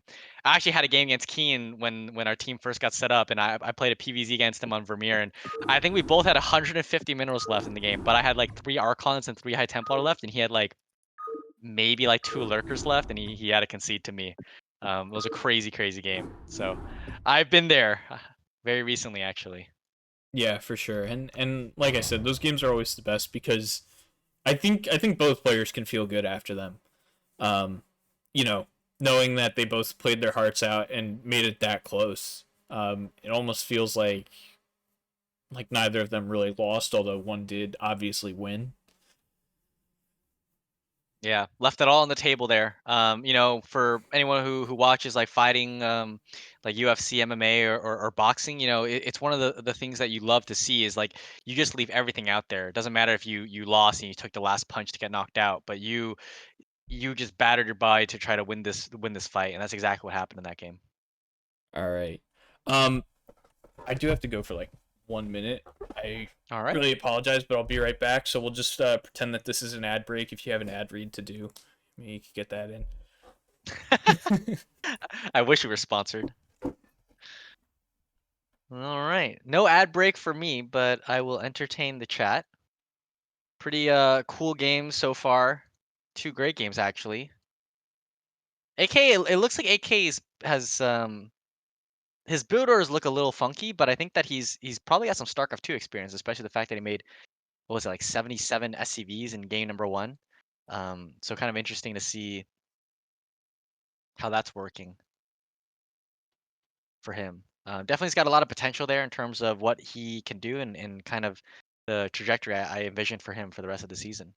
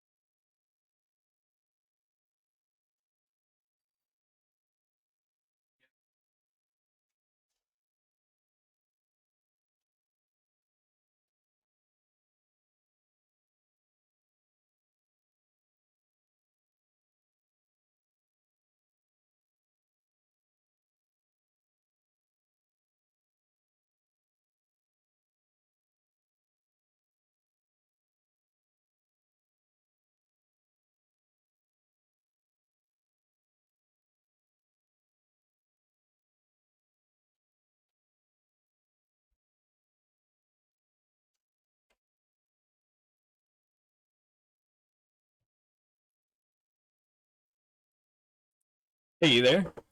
Yep. Yeah, I'm so sorry about that. I've without getting too far into it, I'll just say I had quite a day, uh, and I had to go sort a couple things out. But yeah, so we'll get right into our next match. It's going to be Rindoi versus AK. So this is going to be PVT, our second of the night. And I don't really know too much about Rindoi, so I guess we'll go right into it. Let's do it. Or maybe he's French and it's Rindoi, but It's funny that last game probably was like basically almost half of our stream runtime all by itself. So yeah, for sure. And I mean, it's always good to get those epic games in. So anyway, in the top, in the blue, we have AK, our Terran from last game. and down here at the 8 o'clock position, it's the white Protoss is going to be Rindoi. Yeah, so we've already seen this matchup. And honestly, after that, for that epic game, I already forget everything that happened in that match. So, it's almost like we're starting fresh. Yeah, pretty much. I think it was the same rotation in terms of the spawn pattern, but obviously different spawn. I think Protoss in the first game, Protoss spawned 12 o'clock and Terran spawned bottom right. But in this game, we kind of flipped. We rotated them counterclockwise by one position. Right, exactly. And if I remember correctly, that game was not short. You definitely saw both players go into what resembles, like a pretty basic macro game.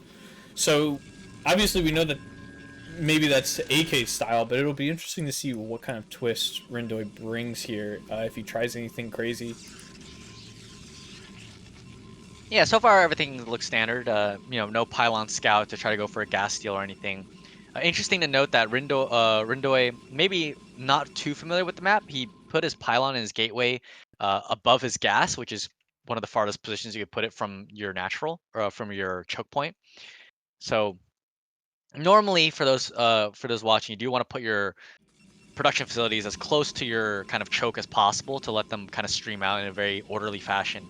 But maybe set up for the late game because I know a lot of Pro players like myself like to try to position their pylons perfectly for when they inevitably have to build more gateways. Yeah, for sure. I'm definitely guilty of that quite a bit. Building my base kind of haphazardly and then regretting it late game when my dragoons are dancing in my main natural line. My main mineral line, I should say. My bad.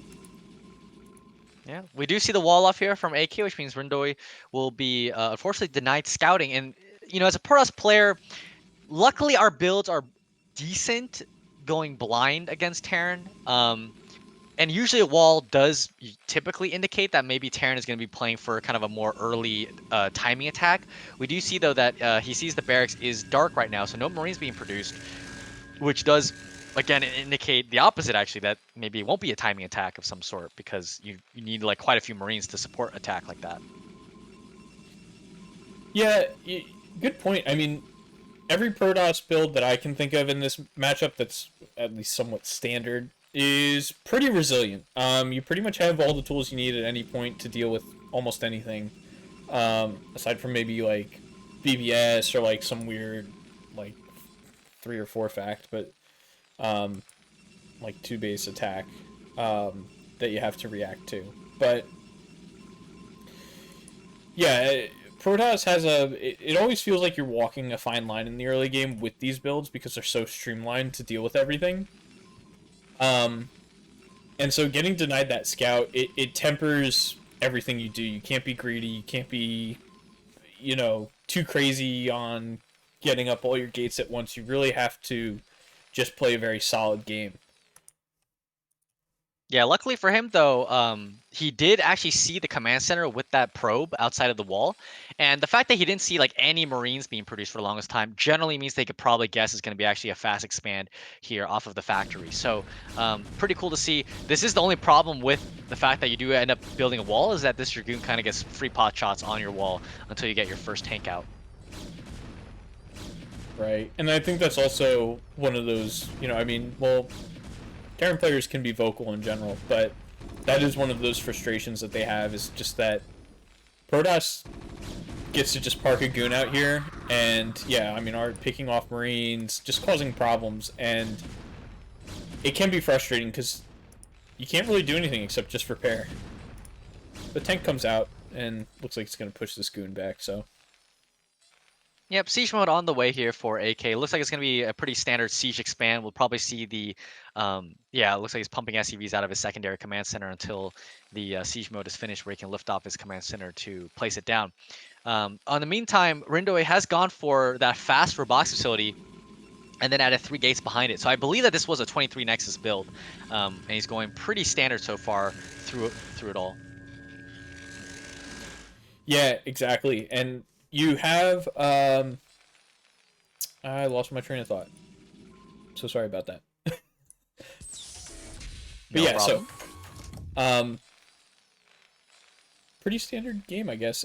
We have, the command center hasn't been lifted yet. I guess he doesn't feel comfortable pushing out with just 2 tanks because he might not know, are there. He only sees 2 dragoons, but there could be, another 3 or so sitting behind them at this point in the game.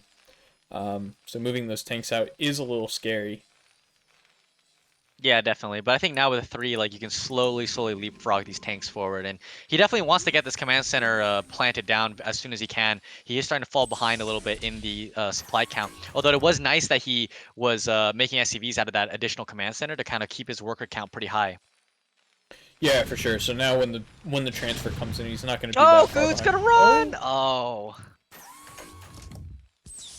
yeah, and this is the other thing that happens with Protoss. I don't think that because this was a siege expand build, I don't think it's going to matter this time too much. Oh yeah, and taking. Oh, is he going to Oh, lose that don't lose X? the last one! Oh, so sad. Yeah, I mean losing 3 goons there is very scary. And what I was about to say is like, even taking hull damage on your goons can feel really bad at this point in the game. So losing 3 just definitely makes you kind of tense up as a Protoss player sometimes. Yeah, and right behind this, we actually see AK going for a very heavy factory count here. Oh, losing another goon. Oh man, I'm about to say AK going for this looks like a 5 fact. Could be going for maybe like a timing attack here, pumping out more siege tanks from the machine shop factories, and then just spamming vultures to reinforce an attack here. Could be very scary, especially with having killed already like 5 goons or something like that, which is just absolutely not what you want to be seeing as a Protoss player. Yeah, definitely. And this is also what I was saying is that, Protoss builds are very streamlined, but that also makes them very fragile in this matchup. So, you know, uh, AK's definitely going to have to get the scout on. Oh, well, he already has with the observer, but is going to have to react pretty heavily to this. I don't know that. Okay, well, 6 gates is probably enough, but you have to nail your macro cycles there. Yeah, it looks like there's actually a seventh one right next to the natural area for his seventh gateway with the Citadel of Doom coming up, and even actually getting a Stargate here, which okay, it looks like it's just he got a little bit early. Normally, you start the Stargate alongside the Templar Archive, so that when they both finish, you can plop down the Arbiter Tribunal. But he's put the Stargate down just a little bit early, which is not a problem. You'll have it at the very least. Yeah, and he probably didn't have that much to spend his minerals on because his extra gates were already coming online, and he had zealot speed on the way, so you probably just looking to drop something before the Citadel got down, so he could drop the archives.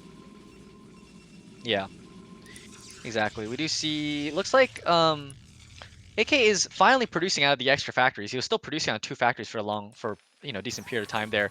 He is going to get that going. Again, I do wonder if this is going to be a timing attack. It feels more like a timing attack compared to a macro game.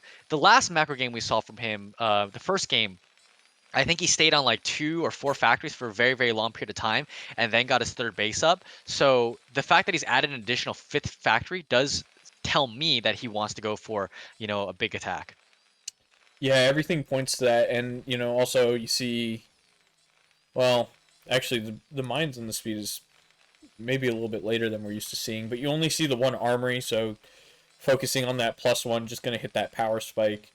Um, yeah, I mean, I definitely agree on that. Everything kind of looks like a timing attack here, and it's kind of going to come down to battle of control, barring any sort of big supply block or something like that from either player. Yeah, Rindoi finally getting this Arbiter started up. Probably wants to research stasis, at some point when the Arbiter's around halfway done or something like that, in order to stop this push. This is going to be a game where looks like Terran has banked up. I think I'm not sure if he used a scan so far or he hasn't. I want to say he just got these scanners up because they are at the exact same energy so far. But we will see if he uses them now or if he saves them. Because if he saves them, he can probably deal with the first Arbiter that comes out. But if he uses them, then he's going to really need to have good Goliath control to take out that Arbiter. And so otherwise his push is going to be stopped by the fact that he doesn't have protection. Yeah, I mean that's a good point. So, we'll see. I don't even know if he has any sort of inkling that Arbiter. So he hasn't even scanned the main once. It looks like, unless it's just an observer glitch. Uh-oh, tank sieged and then unsieged. This is actually pretty bad here for AK. Did not really manage to get too much and ended up losing quite a few tanks. The Drew's actually just going to come down right away. The tank sieging right on top of the Goons. The Goons are sniping down everything. Really good control here so far from Rindoi. Is going to absolutely take out this initial push. And this +1, whatever push this was trying to be, is completely shut down here from the Terran. Yeah, I mean the winds are taken out of the sails here. So, um, I'm trying to think of a horse pun, but yeah, the push has been crushed. We'll say has been tamed. How about that for a horse pun? There you go. Yeah, Horus is being taken to the glue factory as we speak right now. Unfortunately for him. Good scan to take out the observer there from the Goliaths, but at this point, if you're AK, you might have to think about maybe pivoting your strategy, getting a starport, getting science facility, and going right into +2, +1, and just playing defensively now. I don't know if he can keep pumping out units blindly and then maybe going for another attack because, I mean, Protoss at this point, if you're Terran, you're thinking, well, Protoss just killed my push. He's probably grabbing a 4th base. He's probably like almost getting maxed out at this point because he's going to be so far ahead. Like at that point, you have to play back for a 200 push and try to win that fight. Yeah, and he just now sees the first Arbiter coming up too, so now he really knows that he has to figure something out quick, because if you don't, you're gonna start getting smothered by recalls and, you know, stasis and, you know, all manners of spells. I'm assuming that High Templars are gonna come out at some point soon as well. Basically, the Protoss army isn't getting weaker, and you don't have that much income right now compared to them, or what they will have soon at least. Yeah, 65 probes here for our Paras player. Very, very strong on the economic front. We do see the Starport has finished now. We'll see if he's going to get up that plus second armory and go for a science facility. I mean, you know, there are possibilities. Maybe he can go for a drop ship and try to take out the middle line of a Paras player here. And maybe Paras suicides his entire army into siege tanks. It's all a possibility. You know, that's the funny part about this matchup is like you could be so far behind, but one really lucky thing or one really bad mistake can just completely flip the game. You know, just accidentally a moving your entire, or you know, move commanding your entire Protoss army into a line of tanks is going to mean they can push you and kill you. So Rindoi cannot, for a second, you know, just let up and say, "Oh, I've got this in the bag" after winning that initial fight. Yeah, and actually, this rally is walking out right now to go join up, and they might just miss. Yeah, they do just miss this this group of vultures here. So right now, the main is pretty naked aside from the one cannon. Um, and there's definitely a window for AK to run in here. Although the next macro cycle does come out, but it's only Zealots, so Yeah, remains to we'll be see. seen. Oh, the Vultures do find the probes transferring over here to this fourth base. Nicely done there. Managed to pick off quite a few probes. Unfortunately for him, Rindoi has actually macroed his probes out very, very well. I mean, he's going up to like 70 probes or something, just non-stop producing out of these 4 Nexi. Yeah, I mean, still getting a couple of. Oh, attack going at the main, by the way. Oh shoot. Yeah, nice stasis here, and there's only 2 tanks actually in the fight right now. I feel like he might have even been able to push into that, but maybe a little bit scared, didn't know how many mines there were. I don't think he has an observer with that army, so. Yes, no observer. There were a couple tanks over there at the third base that were kind of well positioned over on the side there, and they were kind of flanking the Dragoons that were coming in. So I do like the pullback. I do like the fact that he's also set up his fourth base right now. So I think that Protoss in this position is feeling pretty comfortable if you're Protoss. You know, you stop the initial push. I think if you're him, you're just going to want to continue to expand behind this, get more gateways up, and continue to play a really strong macro game, which it looks like he's doing. And even going into Fleet Beacon now, so maybe even going for a carrier switch to try to catch the Terran player off guard.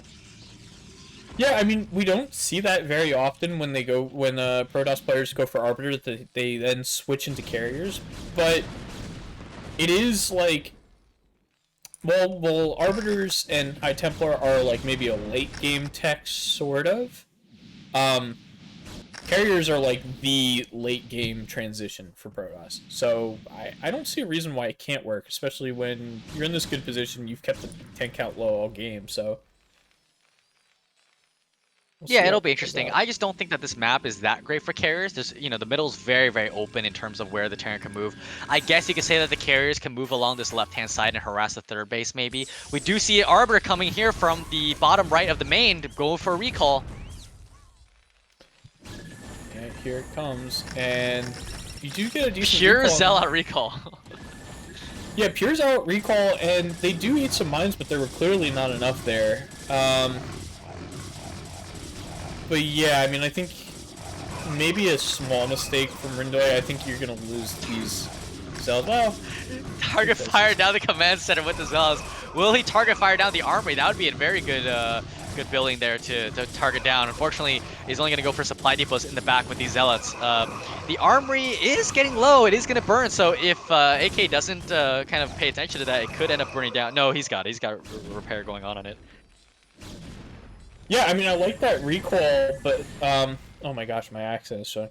That recall, but but the maybe not the decision, but the recalling only Zealots definitely maybe a little bit weird. I think like only like 4 Dragoons with that hold off those Vultures for so long, and your Zealots get so much more done. Big EMP there from the science vessels onto the Arbiters. So those arbors will be low energy, but luckily for him, he's going into carriers anyway, so it won't matter too much. He's even got 4 Stargates total now back at the main base with +1 Stargate. He's getting a 5th Stargate now. He's being very, very greedy in terms of how he wants to macro up these carriers.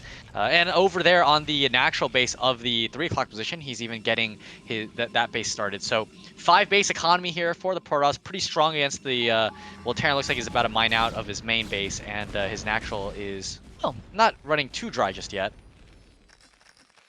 Yeah, certainly. And like you were saying, this map doesn't look too good for carriers. One of the things that I always look for is how exposed the gases are. Because that's always that nice move, is you can snipe the refinery over and over with the carriers. And on this base, that's not really, or on this map, that's not really the case in any of the bases. So, Terran's going to have a pretty easy time getting Goliaths out. Yeah, that's one of the downsides of this map, for sure. With in terms of going for a carrier switch, and there is a timing window here where when you're transitioning into carriers, all of that supply. I mean, you look at him; he's got 40 supply advantage. Yeah, most of that's tied into carriers being built, and he's building 3 right now, which I think is like, well, like how much supply is a carrier? Like 6 or 7 or Yeah, it's something. 6. I think they're 6 apiece. Yeah. Yeah, so that's 18 supply worth right there just being built right now. So Terran, though, is not going to be making a push. He's going to slowly come out here onto this high ground plateau area to secure the 4th base. Yeah, exactly. And this is all you want to do as Protoss here, is you just want to walk in like you're going to attack. Yeah, maybe you lose a Dragoon or a Zealot here and there, but you force the siege up, slow them down so much, and all you need to do, I mean, he's already got 4 carriers up right now, so gonna get interceptors on those, and that's already pretty scary for a Terran army that has no Goliaths that I see with it. Yeah, I don't believe that he knows about the carriers just yet. Hasn't scanned the main base to see them. So still going for those tank and vultures. So when these carriers do finally end up showing themselves, it is going to be devastating for the Terran army. I mean, he's going to lose so many siege tanks when these carriers target fire them down. But he will have that 4th base. We'll see. The nice thing about the carriers is they can go between the main and the 4th base here and probably snipe that command center. Which I guess is the nice thing about these spawn locations is you kind of move the carriers along in kind of like a semicircle around the outsides of the map. Yeah, and you always have the safety of your main to return to not too far away as well, Here so... we go. Here's the carrier reveal.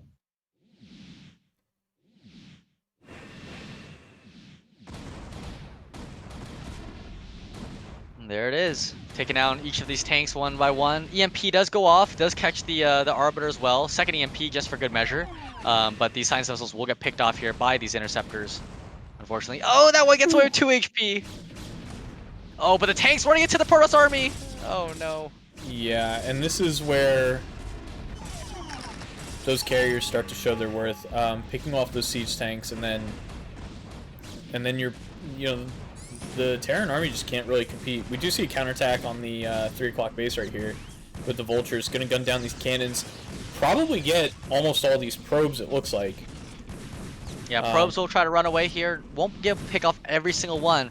But meanwhile, the carriers are dealing so much damage on the other side of the map at the 9 o'clock right now.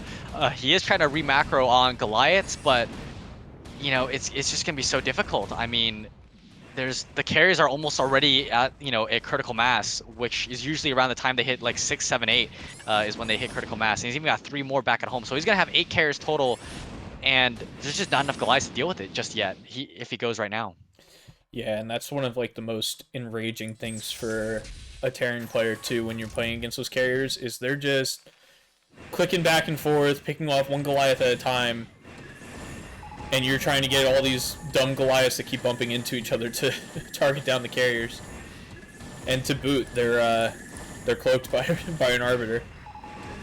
Yeah, very, very annoying. He's gonna have to burn through so many scans. Another good EMP goes down onto the army. Oh, does end up picking one of the carriers off. The science vessel also ends up living, but now if he just runs in here with a bunch of these goons and zealots, I mean, there's just not that many units here left to defend, especially. But he's got a bike with these carriers. The Goliaths do get on top of them, kill off another carrier and an Arbiter. Yeah, I think that he stuck around a little bit too long, even before that second carrier got picked off.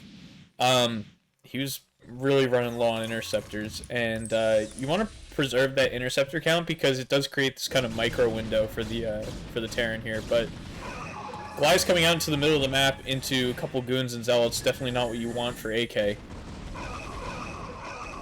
Yeah, I mean, when there's Dragoon support to deal with these Goliaths, it's very, very strong here. Even a stasis going on catching 4 Goliaths and a Siege Tank. That's a huge stasis right there. And that's like half of the Goliath count right now.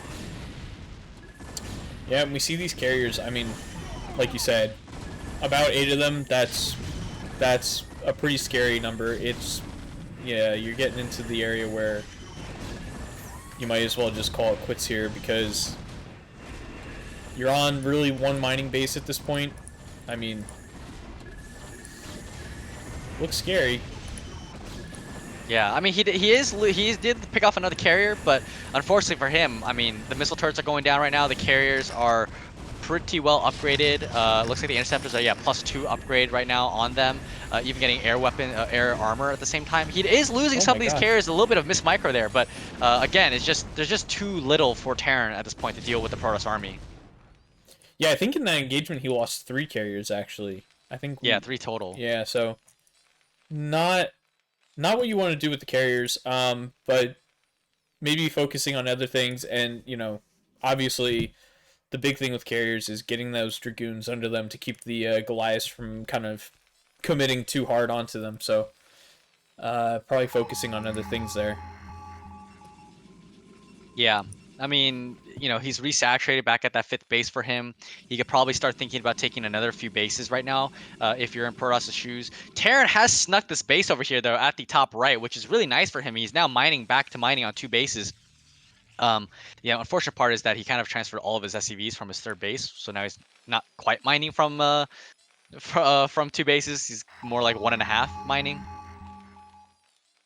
Yeah, and if that base gets found out, I mean, it's so hard to get to. Even with 4 missile turrets, you know, 8 carriers is going to make short work of that. So. Yeah, we'll see here if AK can maybe snipe a few of these carriers with these Goliaths are moving up, but there are so many Dragoons here to kind of help defend these carriers from this position. But the carriers do have to be careful. They are walking right into the Goliaths. One goes down. Oh, second one is so low, 26 HP on that one. One more Goliath shot will take it down. So Rindoi's got to be a little bit careful here. Here comes Goliath trying to walk forward. Oh no, and he's not looking. Oh wait, no. Okay, so he sees it now. He manages to not lose a carrier. Yeah, these Goliaths are 3/3 upgrade. That's pretty scary for upgrades, so he's got to be very careful. And again, this is you're seeing kind of the weakness of this map, right? Where the carriers don't really have a good spot to kind of sit and not really have to deal with the Goliath fire. They're kind of just sitting on top of this high ground area, which is where Goliaths can easily kind of just push up and deal with them. Yeah, and they require so much attention too. I mean, really have to babysit carriers to get your money's worth out of them. Yeah, unfortunately here, AK, I think, a little bit overzealous with this push through here, ends up losing all of his Goliaths, and now the Siege Tanks, while they end up killing all of the Dragoons, are going to end up dying to these carriers. And AK running low on money right now. You know, that 4th base is nice for him. He's, you know, mining from there, but he just doesn't have that many units left, as we said before. Yeah, and these Goliaths coming out piecemeal. I mean, 5 is not even worth throwing at these carriers right now. I know you feel like you have to keep that 3rd base up, but they're just getting held off by these zealots, and you lose 2 there. It's he's kind of lost that critical mass that he needed. Yeah, target fire down the command center as well. That 3rd base is gone. Even the Siege Tanks are still trying to come up here to maybe see if there's any additional Dragoons left, but there's so many carriers, so many interceptors out right now. And when your carrier count outnumbers Goliaths, I mean, it's a tough fight no matter who you are. I don't care if you're Flash, I don't care if you're a computer program that has perfect micro, you're not going to be able to deal with this amount of carriers right now. Yeah, and that's one of those things that Goliaths, they don't lend themselves all that well to being microed that well. I mean, they're kind of big and clunky units by Terran standards, so very hard to make up the distance that way, or the difference. Yeah, do end up picking up another carrier here, but we do see Protoss is now expanding as well to the 3rd base at the top right, and the carriers are just kind of falling back right now, waiting for. Looks like he stopped making carriers, which is good. I think that, you know, stopping at 8 is fine. Oh, losing another one, so he might have to remake a couple more. But you don't want to make too many carriers, because then you know, you need a good balance between the carriers and your ground army, which he's replenishing right now as well with his Zealots and Dragoons. Yeah, and he's actually,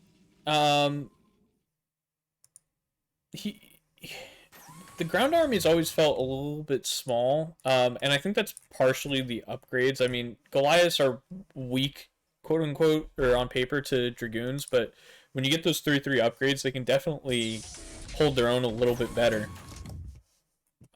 Yeah. I think maybe +3 weapons just came in for Rindoi, so that's maybe gonna make things a little bit better. Yeah, agree with you on that one. I think AK is trying to come out here. I think he's a little bit like, you know, anxious right now because he's trying to defend that 4th base. Unfortunately for him, if he tries to push out here, here's the remacro for the ground army from Rindoi, and that's going to be game. Yeah. There's just not enough units left to defend his position. Yep, AK calls it here, and I don't blame him because carriers are very scary to deal with, very difficult to deal with. And once you let them get up to that 8 carrier count, there's not a whole lot you can do. If you're on fairly even macro, fairly even incomes.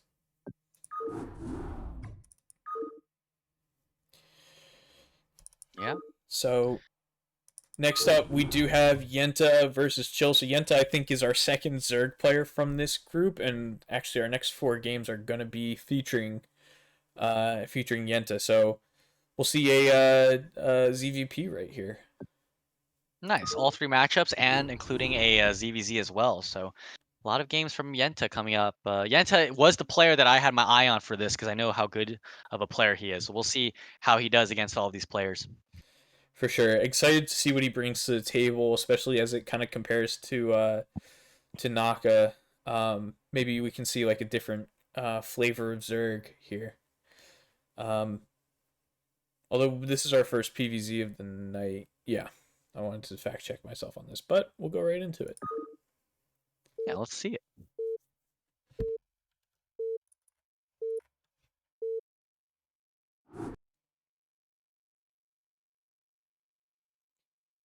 All right. So in the bottom left, we have our magenta Zerg Yenta. And that means down here at the bottom right, as the blue Protoss is going to be Chill. Yeah. So Chill, we haven't seen a PVZ from him yet, if I remember correctly. Yeah, the only other Zerg matchup was the ZVT between Right. Naka and AK.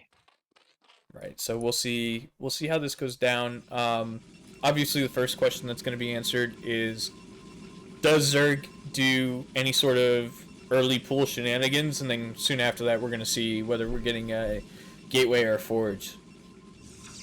And It looks like it might be neither of those things based on the first pylon placement. So, Yeah, very interesting here from Chill. Might be a 1-gate tech build or maybe even a 2-gate. I know that 2-gate has actually been becoming very popular as a default opener against all 3 matchups. I know in PvP it's actually like a legitimate build. PvT and PvZ, yeah, it's interesting. It's weird. Let's put it that way. Yeah, well, actually, earlier in our little ops matches, I played against Bully, right? Or 20B Bully, whatever his name is. And I was going through my game. I thought I was playing against the Terran, so I was doing my little 21 Nexus build. And I'm about to go out and drop my Nexus, and I see a Zerg drone show up in my base. So I realized that now I'm doing a 1-gate tech build. But no, we see 2 gates here coming down from Chill. So a little bit of a pressure build here. That's not all that common. It's actually, from my understanding, pretty outdated at the moment, but can still work. I mean, Brood War hasn't been patched, so. Yeah, absolutely. I mean, we will see how well this build does, and maybe it'll throw off Yenta really hard because maybe Yenta is just not prepared for this. I mean, for sure, if I was a Zerg player, I'd be like, oh, I'm going to be going against, normal Forge fast expand, blah, blah, blah. And seeing this this 2-gate pressure here is going to be very, very weird. Because sometimes what happens is like Zerg can't really put down that third base because it's too far away from them to defend properly against this 2-gate pressure. And you know they got to make so many lings that they're not really prepared all that well. And if he gets greedy and makes a lot of drones, for example, it'll be interesting to see. It's funny with the drone, he just checked the front to see if there was a pylon, but now he sees the zealot, doesn't see the pylon wall here at the front. So now he's being like, oh, this is a one base gateway build of some sort. Yeah, and you're probably going to see him, pretty much every larva that he gets from here on is going to go into Zerglings for a little bit. We'll probably try to mix in drones where he feels he can, but it's going to be a balancing act here, and we'll see how he does. Yeah, drone looked like it was going over to that 6 o'clock position to drop a third base, but instead it's returning home. We'll see if he drops maybe like a macro hatchery of some sort at his natural expansion, or if he looks to do something else here. But he is saving up a lot of money right now, making non-stop Zerglings, as you said, out of these 2 hatcheries, and we're going to have to see how good his micro is against these 3 initial zealots. Yeah, and the other reason that this big surround! Oh,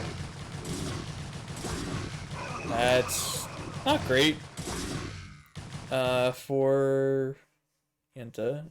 We'll see if he can run these Zerglings around. He definitely needs to, because if those Zerglings find a way to come across the map, he is in trouble, especially with no ramp into his main. Yeah, it does have the reinforcement zealots there. It's going to be at 5 zealots soon, which is quite a big number here. Yenta getting, again, another nice surround here on these zealots, picking up a few of them. Yeah, picks off 2 again, so back down to 3.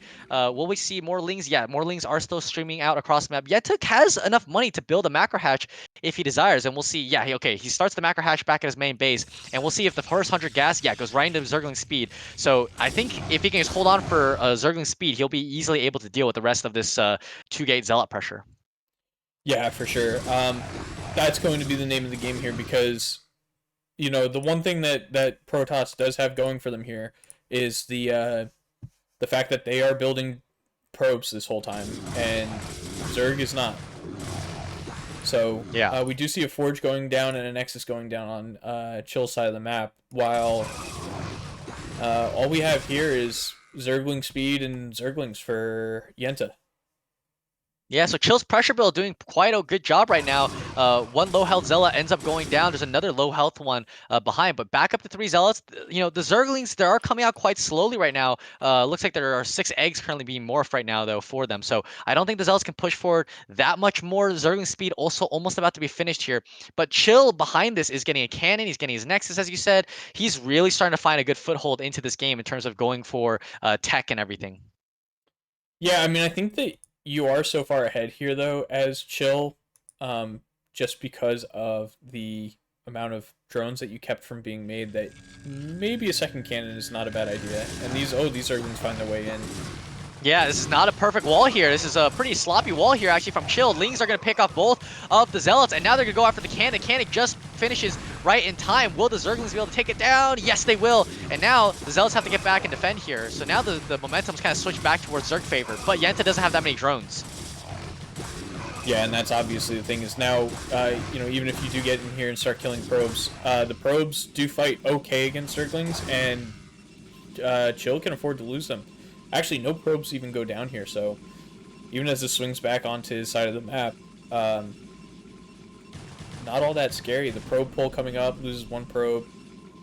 Oh, but the Lings will be able to sneak into the main base here, and because they have a speed upgrade, they can wreak quite a bit of havoc here. What is he going to do? He's going to drop a panic pylon down inside of his main mineral line? He might have to. This is 5 speedlings. This is a lot of speedlings here, but unfortunately, a couple of them run right into the probe line and get sniped by the probes. Not great control there. But meanwhile, he's still running Lings back into the natural base, picking off at this cannon. Will he be able to? Yes, he will be able to. And now there's so much chaos going on in the natural. Yeah, definitely kind of a, you know, almost a, you know, a circus going on here at the Protoss base. And we see Zerglings kind of finding their way around the main base, but again, a little bit of mismicro there. Loses Zergling in the probe line. Takes down, I want to say that was 2 probes there.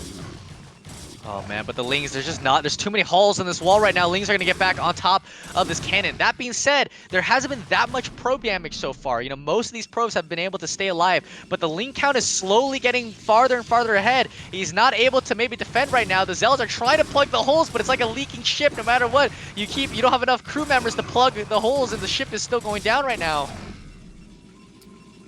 Yeah, I mean, I will say this is very good control from Yenta so far to keep this swing from really killing him. Yeah, but if Yenta can find another way back into this base and picks off this cannon, it will be, again, it's kind of resetting this. It's just, again, more Lings coming in against a no ranged attack. But unfortunately, it looks like the cannon will finally end up going down here. And maybe, but Yenta's still got so many Lings behind this. Non-stop Ling production. If Chill can just hold on to this wall right here, I think he'll have it. Yeah, again, I mean, obviously, up 20 probes is a huge amount, especially when you're talking about 8 to 28. And The attack, if he can hold on. They get these two Zealots on the left side are very low. The Zerglings can start to slip in, but they're just, I mean, this cannon is just doing work. Yeah, the problem right now for Yenta is that the longer that this game goes on, the more and more far ahead that this Porus is going to get ahead. And the problem for him is, like, you know, he's finally droning up, but maybe he's already too far behind. He's lost so many larvae and so much time mining that, I mean, he's not even gonna have a layer up at any point. +1 weapons has started now for Chill. Core's about to finish, so he's gonna drop Stargate and Citadel likely soon. He's so far ahead in the tech race compared to where Zerg should be. Yeah, I mean, I don't even know if you bother with the Stargate here. Oh, well, he does, but I feel like at this point it's something you can skip. You know you've killed so many Lings. So they're either going to go into some, like, weird, really low econ Mutaplay, which would more resemble a ZVZ build than anything. Or, you know, you can just walk across the map and kill them. Yeah, I think Chill is thinking that he's got this game, you know, playing standard. He doesn't want to take any risks, dotting his I's, crossing his T's, as we like to say, and he's just gonna get that Corsair, scout everything, make sure he's got everything to see that Zerg is doing, and then once he has the idea of what Zerg is doing, he'll probably push out and maybe try to do the killing blow. He's gonna have a lot of Zealots, by the way, for this +1 leg. The timing attack, which will come in probably another minute and a half soon, because of the fact that he's got these 2 gateways up and they've been non-stop pumping Zealots this entire time. Yeah, I mean, you do see on the other side of the map 23 drones and a lair coming down, so he's come back into this somewhat nicely. Definitely by taking a lot of risks. You know, if these Zealots start to move out at any point, he could pretty much die. Although getting the SimCity up, and I guess he's going to go into some sort of 2-base lurker play, it looks like.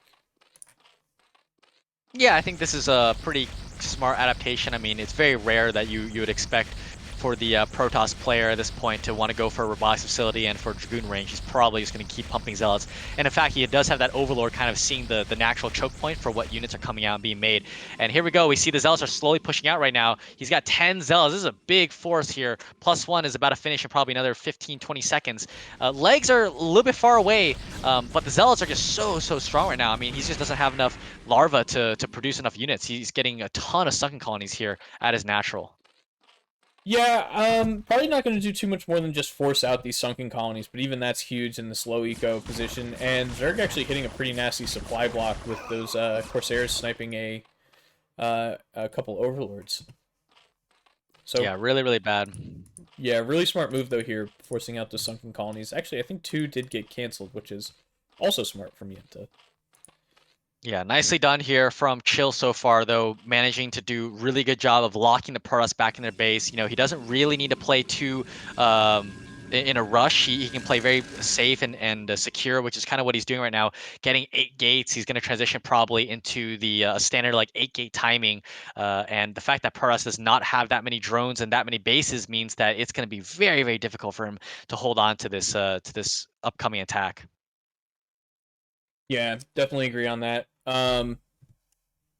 We do have a nice SimCity and 3 lurkers coming down, so we'll be able to hold on for quite some time. But you got to think, what is the end game here for Zerg? What are you really looking to accomplish here? Yeah, I think trying to catch the Protoss player off guard here with these lurkers is a good way of kind of pushing out and securing your third base, because right now you know for sure they don't have an observer or even Dragoon range at this point. It'd be very, very rare for them to go for that. Now that he has seen the lurkers, though, Chill is going to have the opportunity to build that robotics facility and start Goon range soon, likely, and he can kind of skip Storm, because there's just not that many Zerg units out right now. He can just honestly go for pretty much like a Gateway Man style with just Zealot Dragoon and be able to break Zerg at this point. Zerg on 2 base, they just can't produce that much from this economy. Yep. The probe going out to take the third Nexus gets caught. Maybe. Yes. So. Both players kind of know where they stand right here. I'm sure Yenta feels uncomfortable, but to be fair, he has made a very decent attempt at coming back into this game. We'll see what, the mid game kind of looks like here from both players. Yeah, I will say that there's only 2 guys on gas right now for Chill at the main base, so it is a lot of gas that he's missing out on. As you can see, his gas count's super, super low, and he's just not able to produce like that many Dragoons right now. But he is getting that third base up. Once he gets that third gas online, he will have a lot of gas banked up to be able to kind of spend how he wants to. The problem with being short on gas right now is that he'd be forced to produce a lot more Zealots, and against a lot of lurkers, against the lurker count that Yenta's going to have when this push ends up coming out, you do not want to be heavy on those Zealots. No, not at all. And that's definitely one of those mistakes that you maybe catch in the replay or catch later in the game and you kind of kick yourself over. Yenta is still in a beautiful position. Obviously, he's up, 20 or so army supply and 10 workers. But it is one of those things that you do look at later on and say, oh, man, how'd I manage that? Yeah, absolutely. It's just one of those things you kind of got to check periodically back at your base. Yenta is going to set up this big lurker setup here on the high ground, kind of like what we saw with Terrans doing in the TVPs, where they want to get this high ground spot to kind of set up and turtle. And maybe he could even set up a stop lurker, but with observers out shortly, I don't think a stop lurker is going to work here. But he is going to set up this big attack or this big defense here against the incoming Protoss army. And again, it is Zealot heavy, so these lurkers will do quite a bit of damage. Yeah. Chill coming out, seeing those lurkers, decides to turn around. Beautiful spread. Nothing really can get... you can't get 2 lurkers in one storm either. And the lurker count is getting pretty high here. Yeah, there's quite a bit. The one thing is... Well, he only has 2 Corsairs. I was going to say the Hydra count is very low now, but I don't think that you're too worried about 2 Corsairs taking out your entire pack of Hydras. Yeah. Overlord, sorry. I do like what Chill is doing here, only sending in a few Dragoons and the Observer to kind of take down the Lurkers, because Dragoons do very, very well against those Lurkers, and keeping the Zealots kind of back behind the Dragoons here to make sure that they're not going to get splashed down and just taken down for free. But he does need to wait for a few more Dragoons to come out right now, which he is doing a pretty good job of doing so far. He's just constantly pumping out Dragoons, nothing but Dragoons, which is kind of what you need in this position here against a big Lurker defense. Yeah, and it's one of the hardest things to do as far as army control goes, is to get those Dragoons up and then only have the Zealots come in at the very last moment when you need them. But he's doing a fairly good job at it. Loses a couple lurkers here, but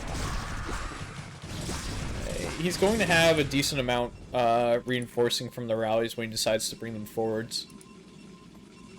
Yeah, meanwhile, Yenta has started his hive, got a Queen's Nest, is going to try to go into Defiler Lurker Ling. Very, very, very popular late game army composition. It's actually becoming more and more popular. Oh, the Observer gets killed by his own Storm. That's not good. He's going to have to pull back and retreat for a little bit here and wait for more units to show up. He's got so many Dragoons back at home that he needs to bring with this army. And meanwhile, he's even looking to take his 4th base up there at the top right-hand location. Yeah, exactly. So, I mean, if he gets that 4th base up and stays on it, that's going to be, macro-wise, the killing blow, I think. Really hard for Zerg. I mean, now looking at the map, it's going to be really hard for Zerg to get up a 4th here. You look at the 9 o'clock position, and it's not so easy to hold. Yeah, Lings are trying to do as best they can to kind of surround the Dragoons, but Storm against Mass Ling just absolutely one-shots them and wipes them out. Again, the Lurker army trying to come up this ramp is still very, very challenging for a Pros player, even if, you know, you have a big superior army composition, which is exactly what Chill has. You know, it's maybe an option for him to try to come in from the side on one of these side ramps, maybe try to kind of run your Zealots by and get around the Lurkers, rather than trying to just push up this massive, massive ramp. Even though there is a lot of surface area for you to attack, I think maybe going up around the side is an option that he could think about right now. Yeah, I mean, you look at this Lurker spread, it's really nice from Yenta despite kind of the maybe shortcomings of his current position. So, we see these Zerglings running down, and they're not getting all that much done. So I don't know if you're better off just maybe calling it, you know, holding off on doing that for now. Yeah, I think that what he's trying to do with these Zerglings is just buy time for more Lurkers to be formed and buy time for the Hive. Hive is done. Crackling upgrade is on the way, almost done right now. And these Zerglings have just finished a +1 carapace, and +1 is also on the way here for melee weapons. So all that being said, you know, yeah, he is losing a lot of Zerglings right now, but the whole point and goal that I think that Yenta is trying to do is just buy time for Hive, buy time for those upgrades to kick in. And once they do kick in, I think he'll be in an okay position to kind of defend the ramp and start also being able to at least send, you know, control group of Lings to counterattack at the Protoss bases. Yeah, so we do see these Zerglings trying to do just that right now, while the Dragoons maybe smelling a little bit of weakness with all those Zerglings getting out of position and trying to push up this ramp. Zerglings coming down, getting kind of slowly picked off. They get a couple Zealots for their trouble and a couple of Dragoons, but oh, beautiful Storm on those 2 Lurkers. Yeah, I think this is unfortunately for Yenta tried to go after a counterattack, and yeah, as you said, Chill just smells blood in the water. Without those Zerglings there, he knows that he can push up the ramp to kill off these Lurkers, and that is likely going to be it in terms of the last remaining resistance here from Yenta. I think he did a really good strategy, he tried to use those Lurkers to buy himself a lot of time to get back into this game, but I think that, you know, the army of Chill is just way, way too big at this point. Yeah, I mean, you look at where this all started, and, I mean, it looked like Yenta was dead just right off the bat from the opener. So, props to him for coming back into this, and he does avoid that Storm there. Gets a couple, thins out the Dragoons a little bit. Doesn't get away from that one, unfortunately. No. Too many Storms there from Chill. Chill, yeah, finally going to reinforce there with the army from his natural base. It is just pure Goon right now, so these Cracklings will do very, very well against these just pure Dragoon army. Yeah, I mean, the Archon coming up, doing a little bit here, but maybe losing a little more Dragoons than he should, but he's in such a good position with such a large army. You just hold this high ground really even, and there's not a whole lot Zerg can do until they start getting Defilers out. Yeah, and there's in fact not even a defiled amount at all. He just hasn't even had the time to start one up, and he losing all those drones also at the third base means that Yenta is now you know, slowly drying up in terms of his economy. He's not able to replenish those because the Protoss army is too big, so he needs to keep making Lings right now. And slowly but surely, I think Yenta is falling out of this game. With the remainder of the Protoss army soon to probably regroup here and take the high ground position. Yeah, for sure. And in response to those Cracklings, obviously adding some Archons into the mix, just so devastating that splash damage against Cracklings. Really the only thing that Protoss can even do to trade efficiently against Cracklings. So I do like that. I mean, I know you just have the Templars left over, but still a good move. Yeah, he could also go into Reaver. I mean, he's got his 4th gas up right at this point, so definitely could drop an extra Robo or 2 and start going into Shuttle Reaver as well. And he's definitely got enough gas to support a big Templar Archon army ball that he can go for. Nice surround again. Yenta's Zergling control has been fairly good this game, I've got to say. Really doing a good job of surrounding these Dragoons. Unfortunately for him, just not enough units right now. The Protoss army is just a little bit too big for him to deal with. Yeah, and obviously the Archons are the only thing in this army that actually really fully heals almost, you know? So keeping them alive is kind of a big deal here.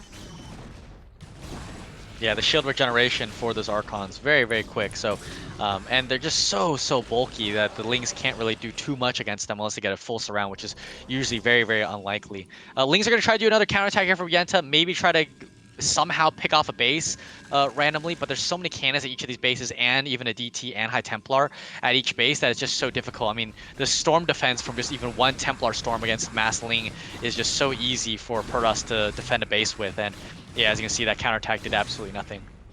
Yeah, it doesn't even get that High Templar for his troubles. So, Yenta playing Chill playing very methodically here. Knows he's ahead as he's known all game, and it's just kind of shoring everything up, making sure that he doesn't lose bases or probes needlessly.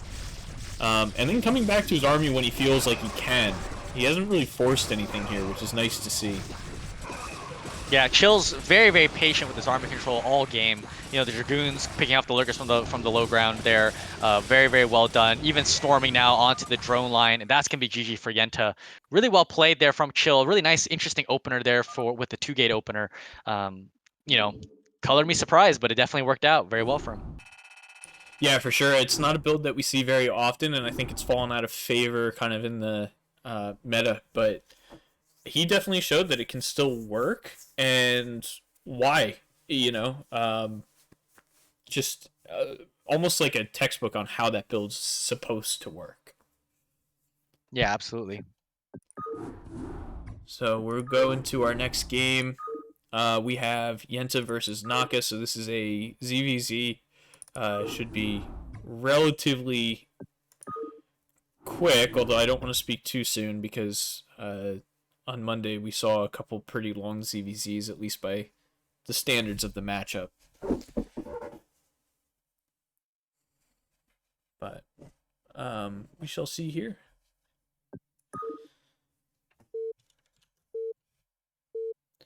Go ahead and hop into this game.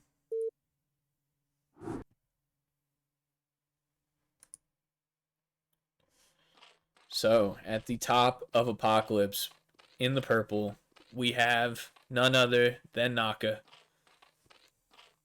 And that means down here as the looks like off-white kind of beige Zerg, it's gonna be Yenta, and name himself Sandpaper. What an apt name for playing on this map. Yeah, and also the color that he chose I've definitely seen a fair amount of sandpaper that is that color. Yeah, gotta So, agree. so I will say on Monday I casted 3 ZVZs, and we see Yenta scouting Naka first, and I believe that the person who scouted first was 3 out of 3 in those matches. So I'm assembling more data here, obviously. And it's not a huge deal in ZVZ because you see where the Overlord comes from, so you can get your scout off not too long after. But just an interesting bit of trivia, I guess. Yeah, absolutely. I mean, getting that first scout is so crucial in terms of knowing because what allows you to do is allows you to get out like an extra drone, right? If you see that you have like the same kind of build order and you can squeeze an extra drone instead of making so many Zerglings because you know you have defender's advantage, why wouldn't you squeeze the extra drone out, right? So super interesting to see kind of how both these players are going to play. It looks like that we see a almost a 12 pool opener, I think, from Yenta here. Naka, in the meantime, also going with like a 12 pool build straight into gas, but no gas yet for Yenta. Yeah, for sure. Definitely. The builds are already kind of diverging here, so um, it'll be interesting to see if Naka is going to use this to go for a quick lair or quick speed. I almost feel like with how early this gas is, it has to be quick speed. I think if you go for quick lair, you're just too fragile to Lings coming across the map. I think this style of build actually you can go both. I think I don't know for sure because I'm not a Zerg player, but that being said, the timing of it allows you to try to go for both very quickly, like speed into gas right away, because you're getting this gas so early compared to your opponent here. And meanwhile, Yenta has just gotten absolutely no gas, just going for slow Lings. This might be. I guess it could be almost like a buy great hive tech build where he tries to force the game into hive tech. He's only getting minerals, and then maybe just puts down like a sunken, even getting a third hatchery here at the natural base. So this could very well be a game where he tries to force Hive Tech on. Yeah, actually, this looks almost exactly like one of the games that I did cast on Monday where what was his name? I forget what the names of the players were, but there was I wasn't was it Manadog maybe? I don't know. But he was definitely forcing doing this almost this exact build, no gas until very late and trying to force the Hive Tech. And he did so successfully in both his games, so or maybe just one of them. Here we go. Here's the first engagement. Looks like that. Oh, wow. Really nice engagement here from Naka.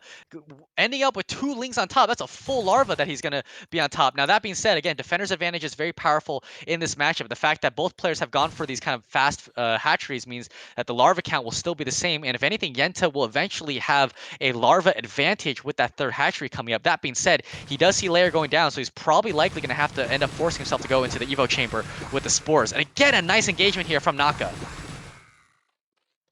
Yeah, and those Zergling engagements are always so hard to call. It's so fun to watch because um it depends on a lot of things, micro being one of them, but there's also a little bit of randomness it feels like involved. So Yeah, but here we go. Speed is done for Naka. Yenta, meanwhile, has no speed. Just finally started it right now.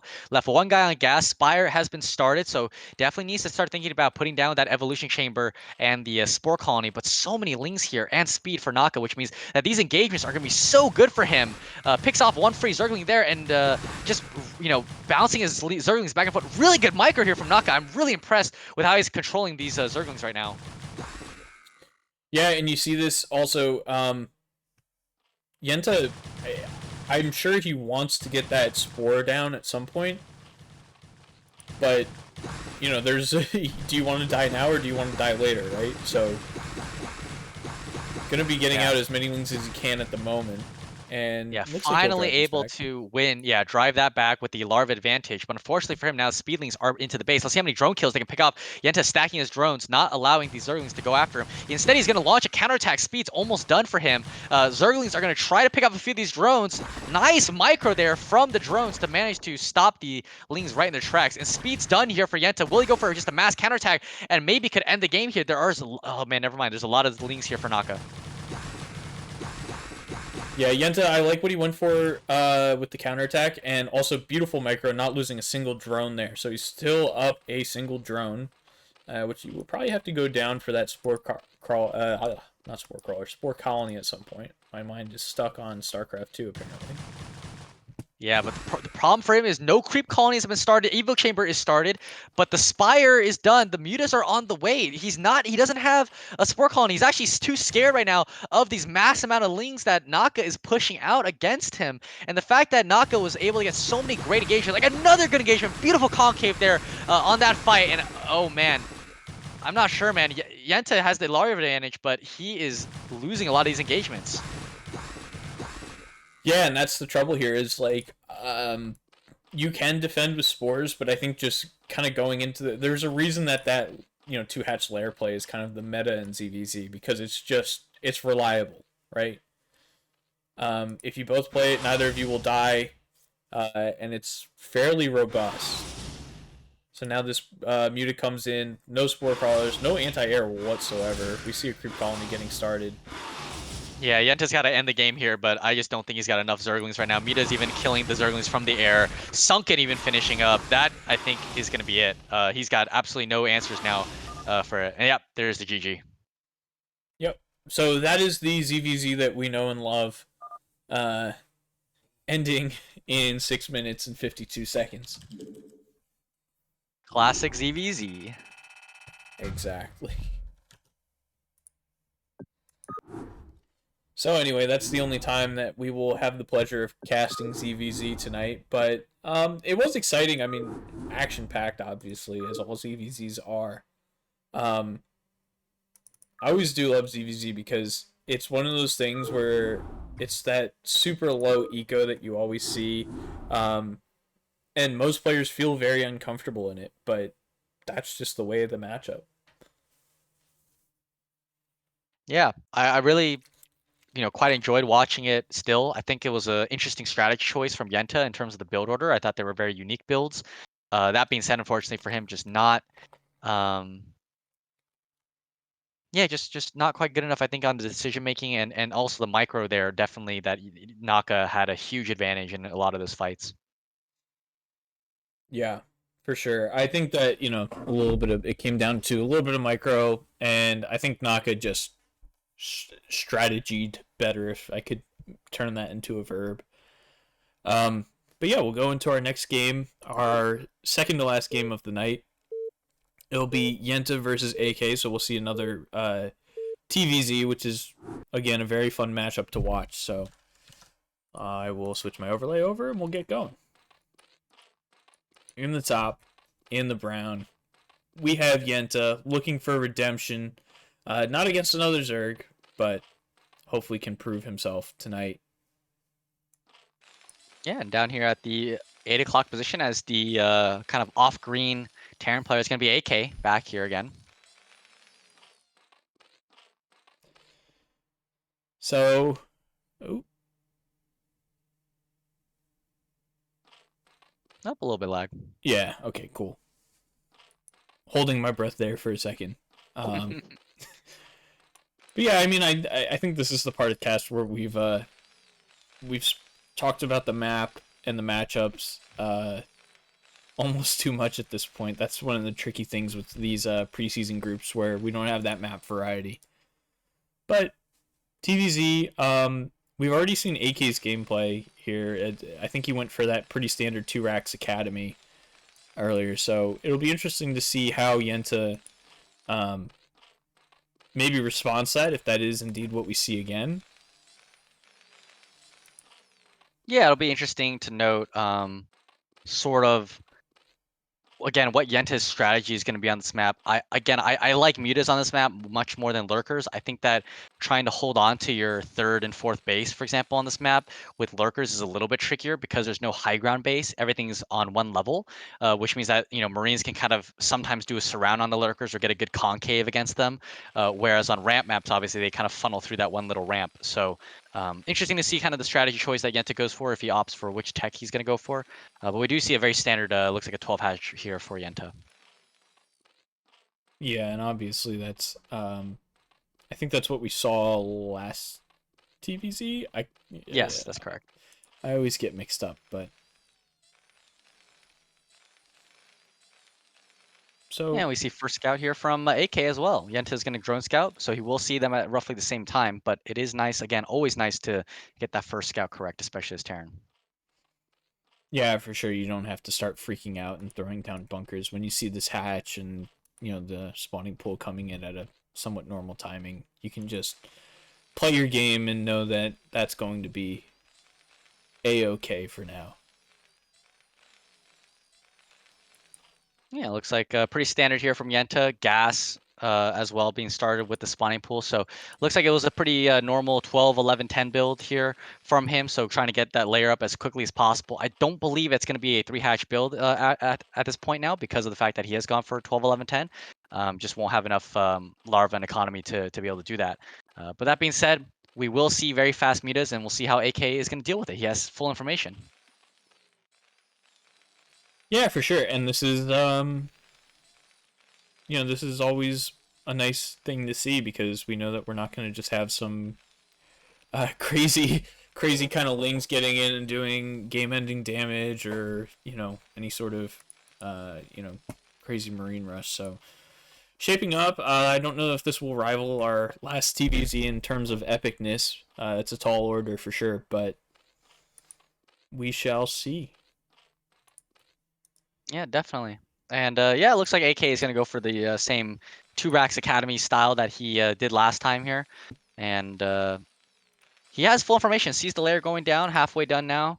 So he's going to be pretty happy. Creep colony even being started here.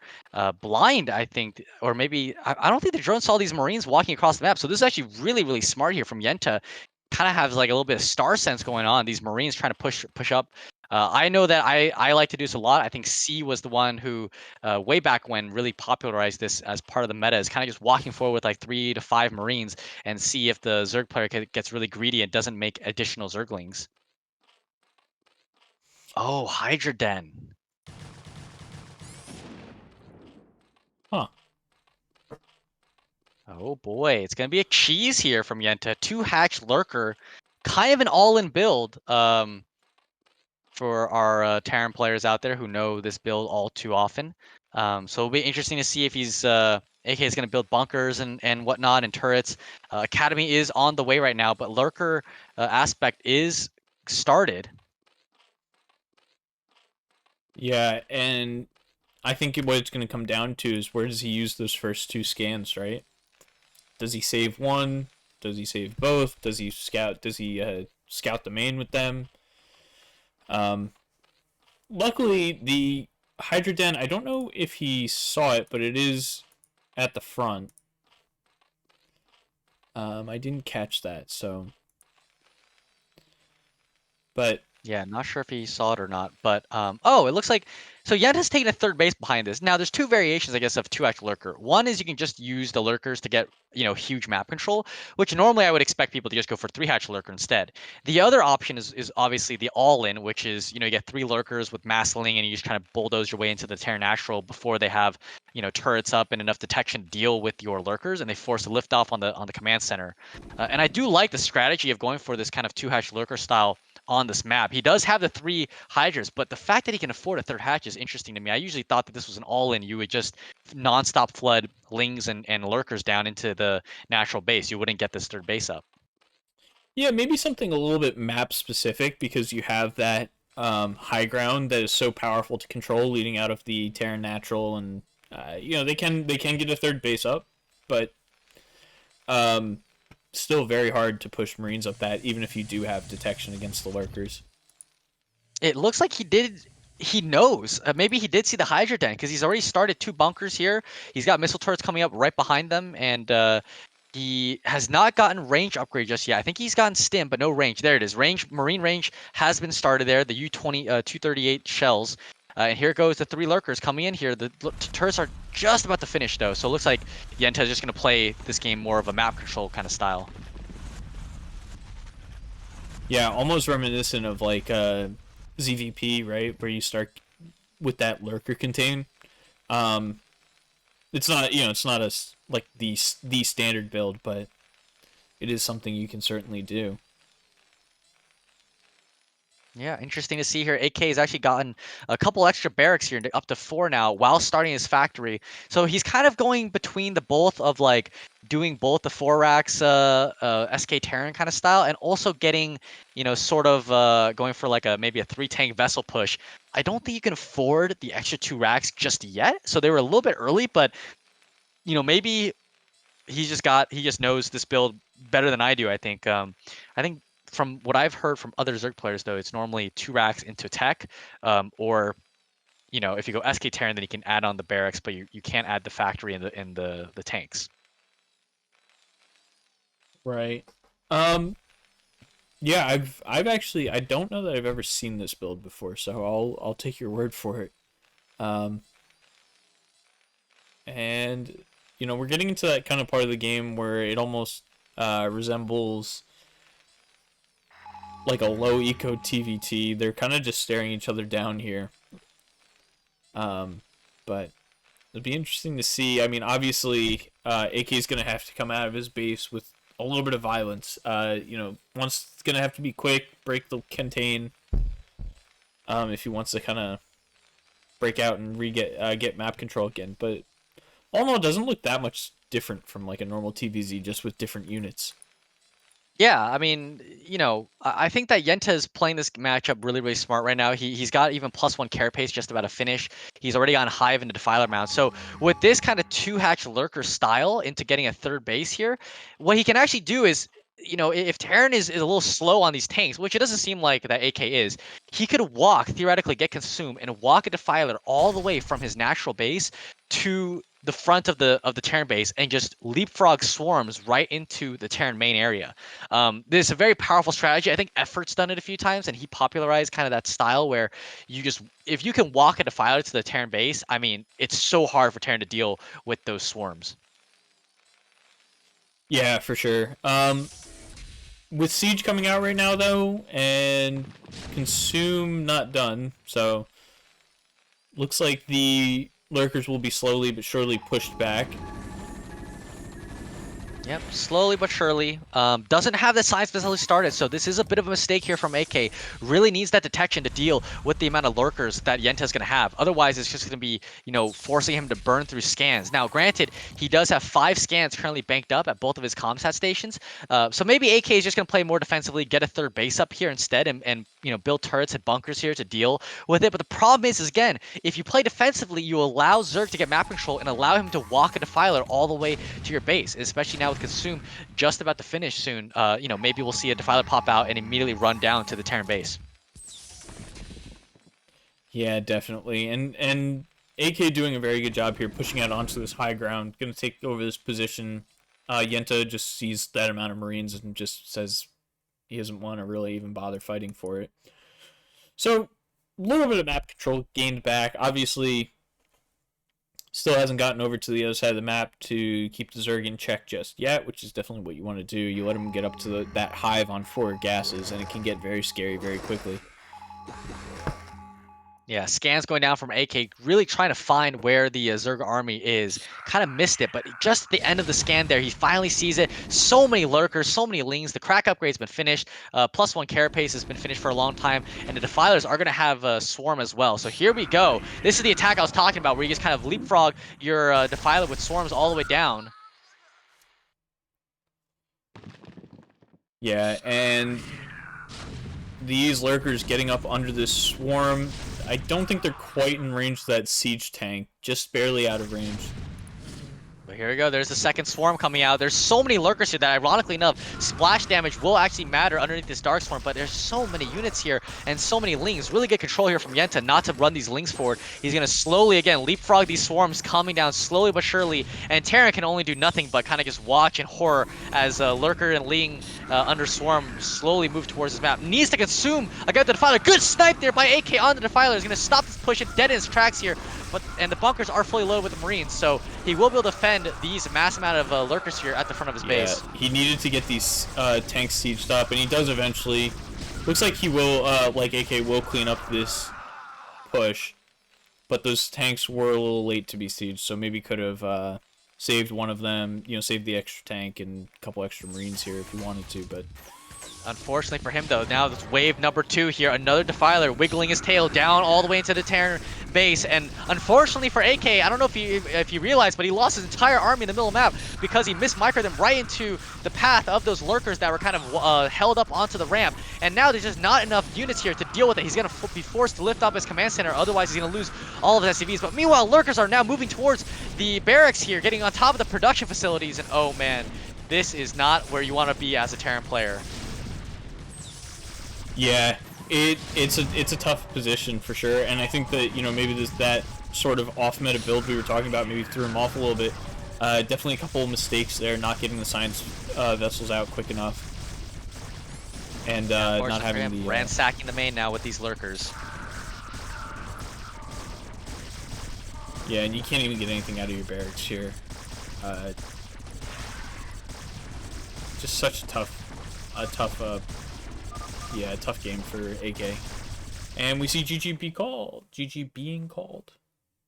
Yeah, well played by Yenta. Really good strategy. Kind of doing that effort build where, go to contain the Terran and then walk that Defiler down all the way. And executed it really, really well, I think. Yeah, definitely a build that I'm not familiar with, and it was very cool to see. That's one of the nice things about casting and watching, non-pro games. You get exposed to maybe a little more than the standard meta.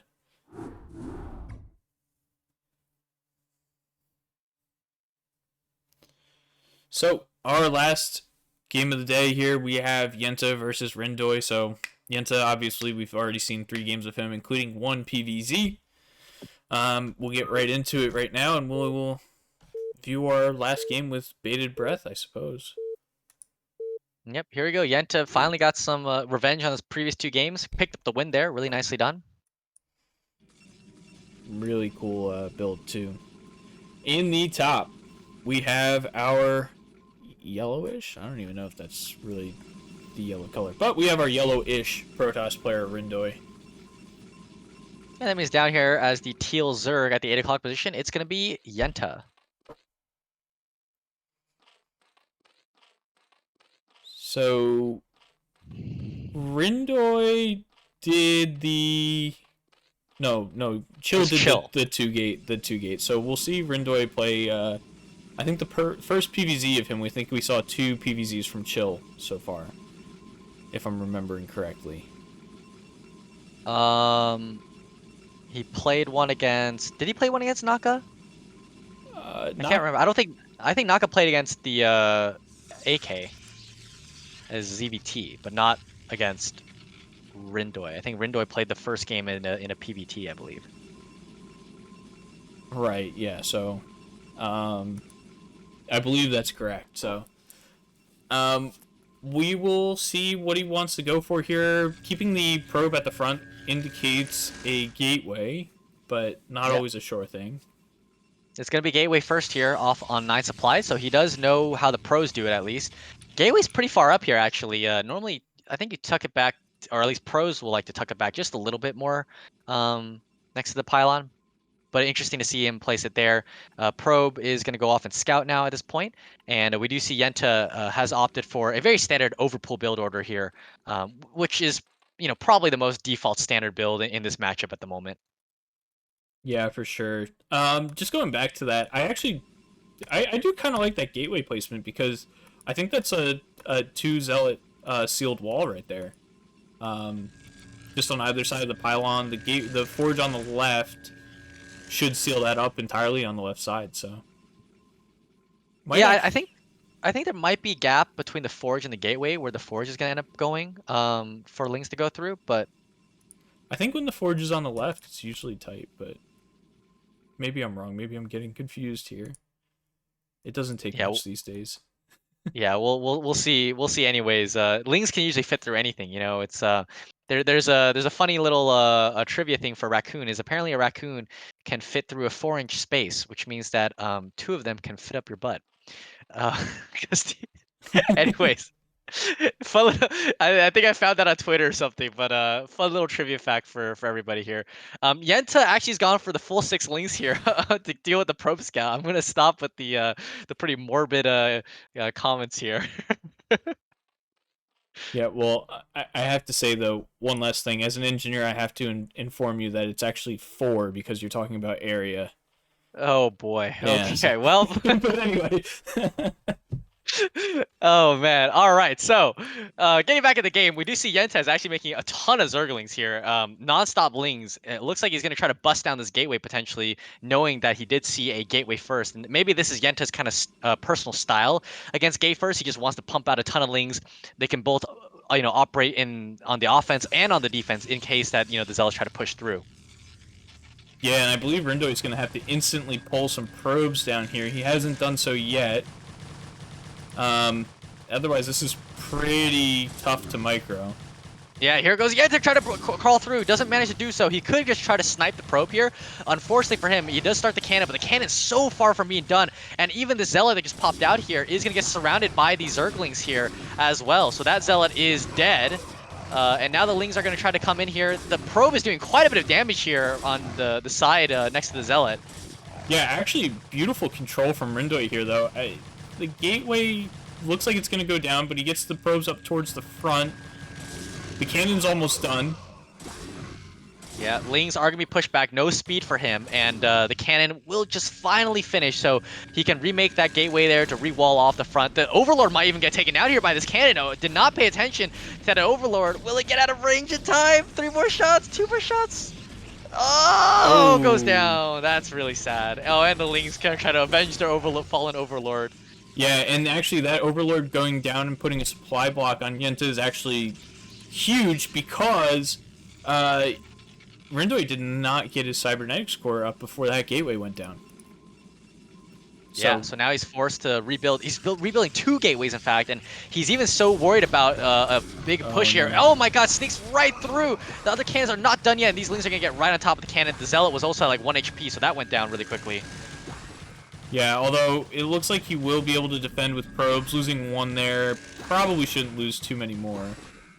Yeah, and this attack will finally go down. There's 6 more lings still coming out. He's filing a wall, and the cannon is alive, so as long as he holds the wall, I think he'll be in an okay position. Yeah, and I do like putting down those extra cannons, even if they end up droning from there. You've already killed so many lings. You know you're pretty far ahead economically. Just secure it with those extra cannons. And, you know, like I said, you can't get your cybernetics core up yet, so might as well.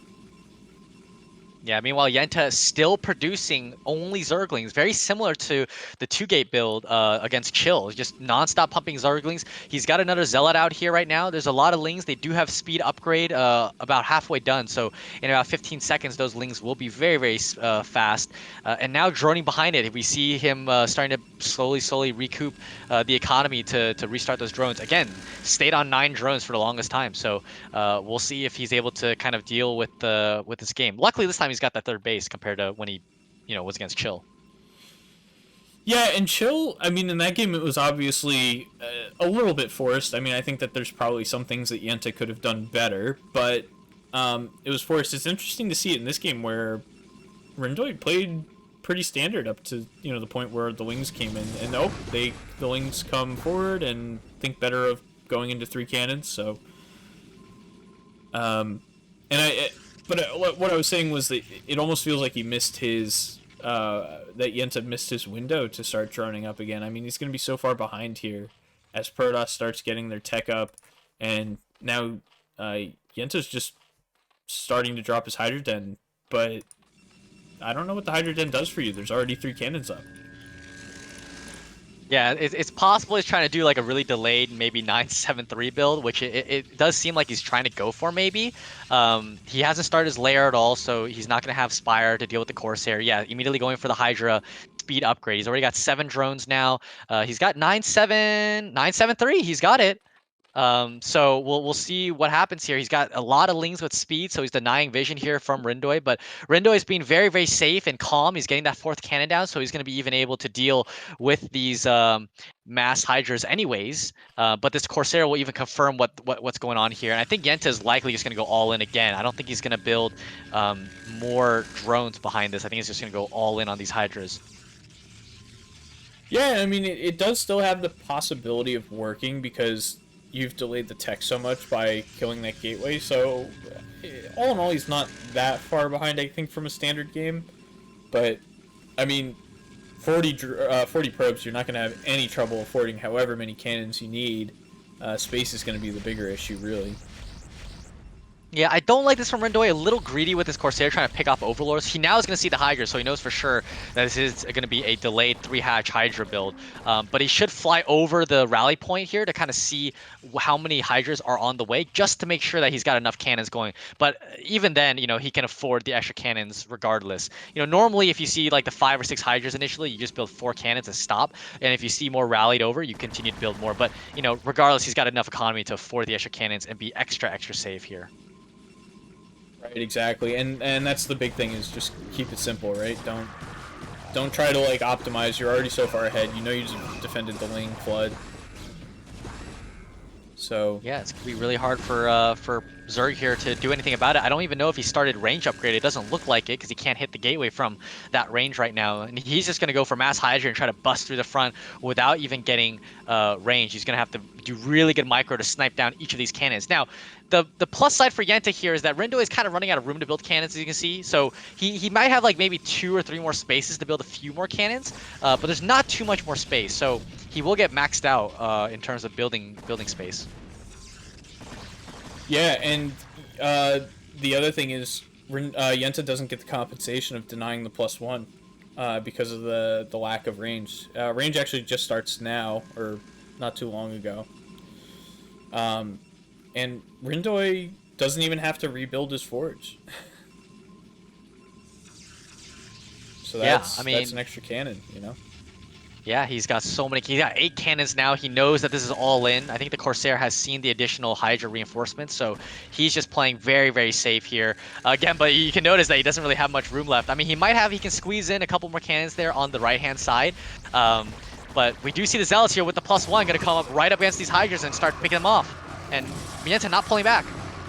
Yeah, Yenta focused elsewhere, it seems. Now comes up with the extra Hydras, and I don't know if Rindoi should really go. Oh, he has a good amount of Zealots. Yeah, it's just so many Zealots here, and getting right on top of these Hydras means that even if he loses all of these Zealots, I mean, the Hydra's going to be badly damaged. They can't die on top of the cannons at all. This is just really buying a lot of time for himself to continue to macro up, get Storm upgrade and everything, and he's even going into 8 gate now, and this Hydra attack is still not even fully manifested itself yet. He's just been chilling outside, not even going after the gateway at all. Yeah, I mean, I don't know. Maybe it's nice to trade out those Zealots, but now I feel like before you had a chance of keeping that Forge going, and now he's definitely going to snipe off the Gateway and the Forge, it would seem. I don't think Storm has even started yet. I think Storm just finished actually. Oh, So did these it just Templar, yeah. So Templar are out just in time. Yeah, he's gonna lose this gateway, and he may end up losing the Forge, but he's already got +1. So losing the Forge is not as big of a deal compared to like when you don't even have +1 done yet. So it will be okay. And the fact of the matter is, this Forge is in a pretty solid location where the Hydras have to be in like a perfect pixel perfect spot to even target down the Forge here. And again, with the 8 gates popping out here, even getting a goon range and eight goons, I mean, it's gonna be so easy to deal with these Hydras. And there's the first Storm picking out 4 Hydras. Yeah, I mean, it's looking bad. I think with every macro cycle that comes out of these 8 gates, Rindoi is getting into just a much more comfortable position here to steamroll Zerg. Yeah, actually gonna have to end up, well, maybe not have to pick off some of these cannons, but definitely would make his movement a little less awkward. Yeah, I think he just wants to be extra safe here. Doesn't want to, accidentally kill off a few that ends up costing him the game if Yenta tries to do a counterattack and breaks through all the cannons. But man, he's actually on 9 gateways, in fact, so this is even more than the normal 8 gate style that we normally see. Getting Observatory up as well, so he's ready for anything. Lurkers, Mass Ling, Mass Hydra, doesn't matter. He's ready for it. Yeah, and good thing too, we do see Lurker aspect on the way, which I think is more of a desperation move than anything, to be honest with you. This game has slipped pretty far for Yenta at this point. Yeah, I mean, man, his army compared to Puras just looks so meek right now. I mean, it's just Mass Hydra versus 5 Templar, with each of them having almost up to 150 energy, so almost having 2 storms per. And so as long as Rindoi can take this next engagement, even half okay, I think it should be a really good attempt for him, and even moving a probe out to take that 3rd base as well. So we're gonna see this might be the final fight, actually. Yeah, no observer with this army yet, so that's going to be Oh, the Hydra's trying to snipe the Templar here. And oh, bad target firing. Didn't really target fire any of the Templar. He kind of went in, shot one, moved in, and shot a different one. So didn't target fire them. So none of the Templar actually end up going down. And sacrificing like 5 Hydras for that is not what you need to be doing. Yeah, so these Lurkers pop just in time, but does not get enough time to actually spread them. So it's only going to take 2 storms to actually get these 2 Lurkers outside the natural. The other 2 Lurkers already gone down. Yenta calls GG. Yeah, really well played there from Rindoi. Defended really well against Yenta's early Ling aggression, and held on quite nicely to take a pretty clean and smooth win. Yeah, definitely kind of a very good look at what it takes to defend that Ling Flood. But that will be Group 41 for this week. And we'll be going into the regular season now. Or at least fairly soon. But anyway, thanks for joining me. Always a pleasure. You bringing your knowledge. And anybody who's watching, be sure to wish this guy a happy birthday on Friday. Oh, that's true. My Yeah. birthday is on Friday. Thank you for reminding the people. Yeah, no, I lurk in the chats, man. There you go. But anyway, yeah, thanks for joining me. And we'll keep in touch, I guess. Yeah, we'll hope to cast again soon. Thanks, guys. All right. The horse team signing off, guys. See y'all later. See ya.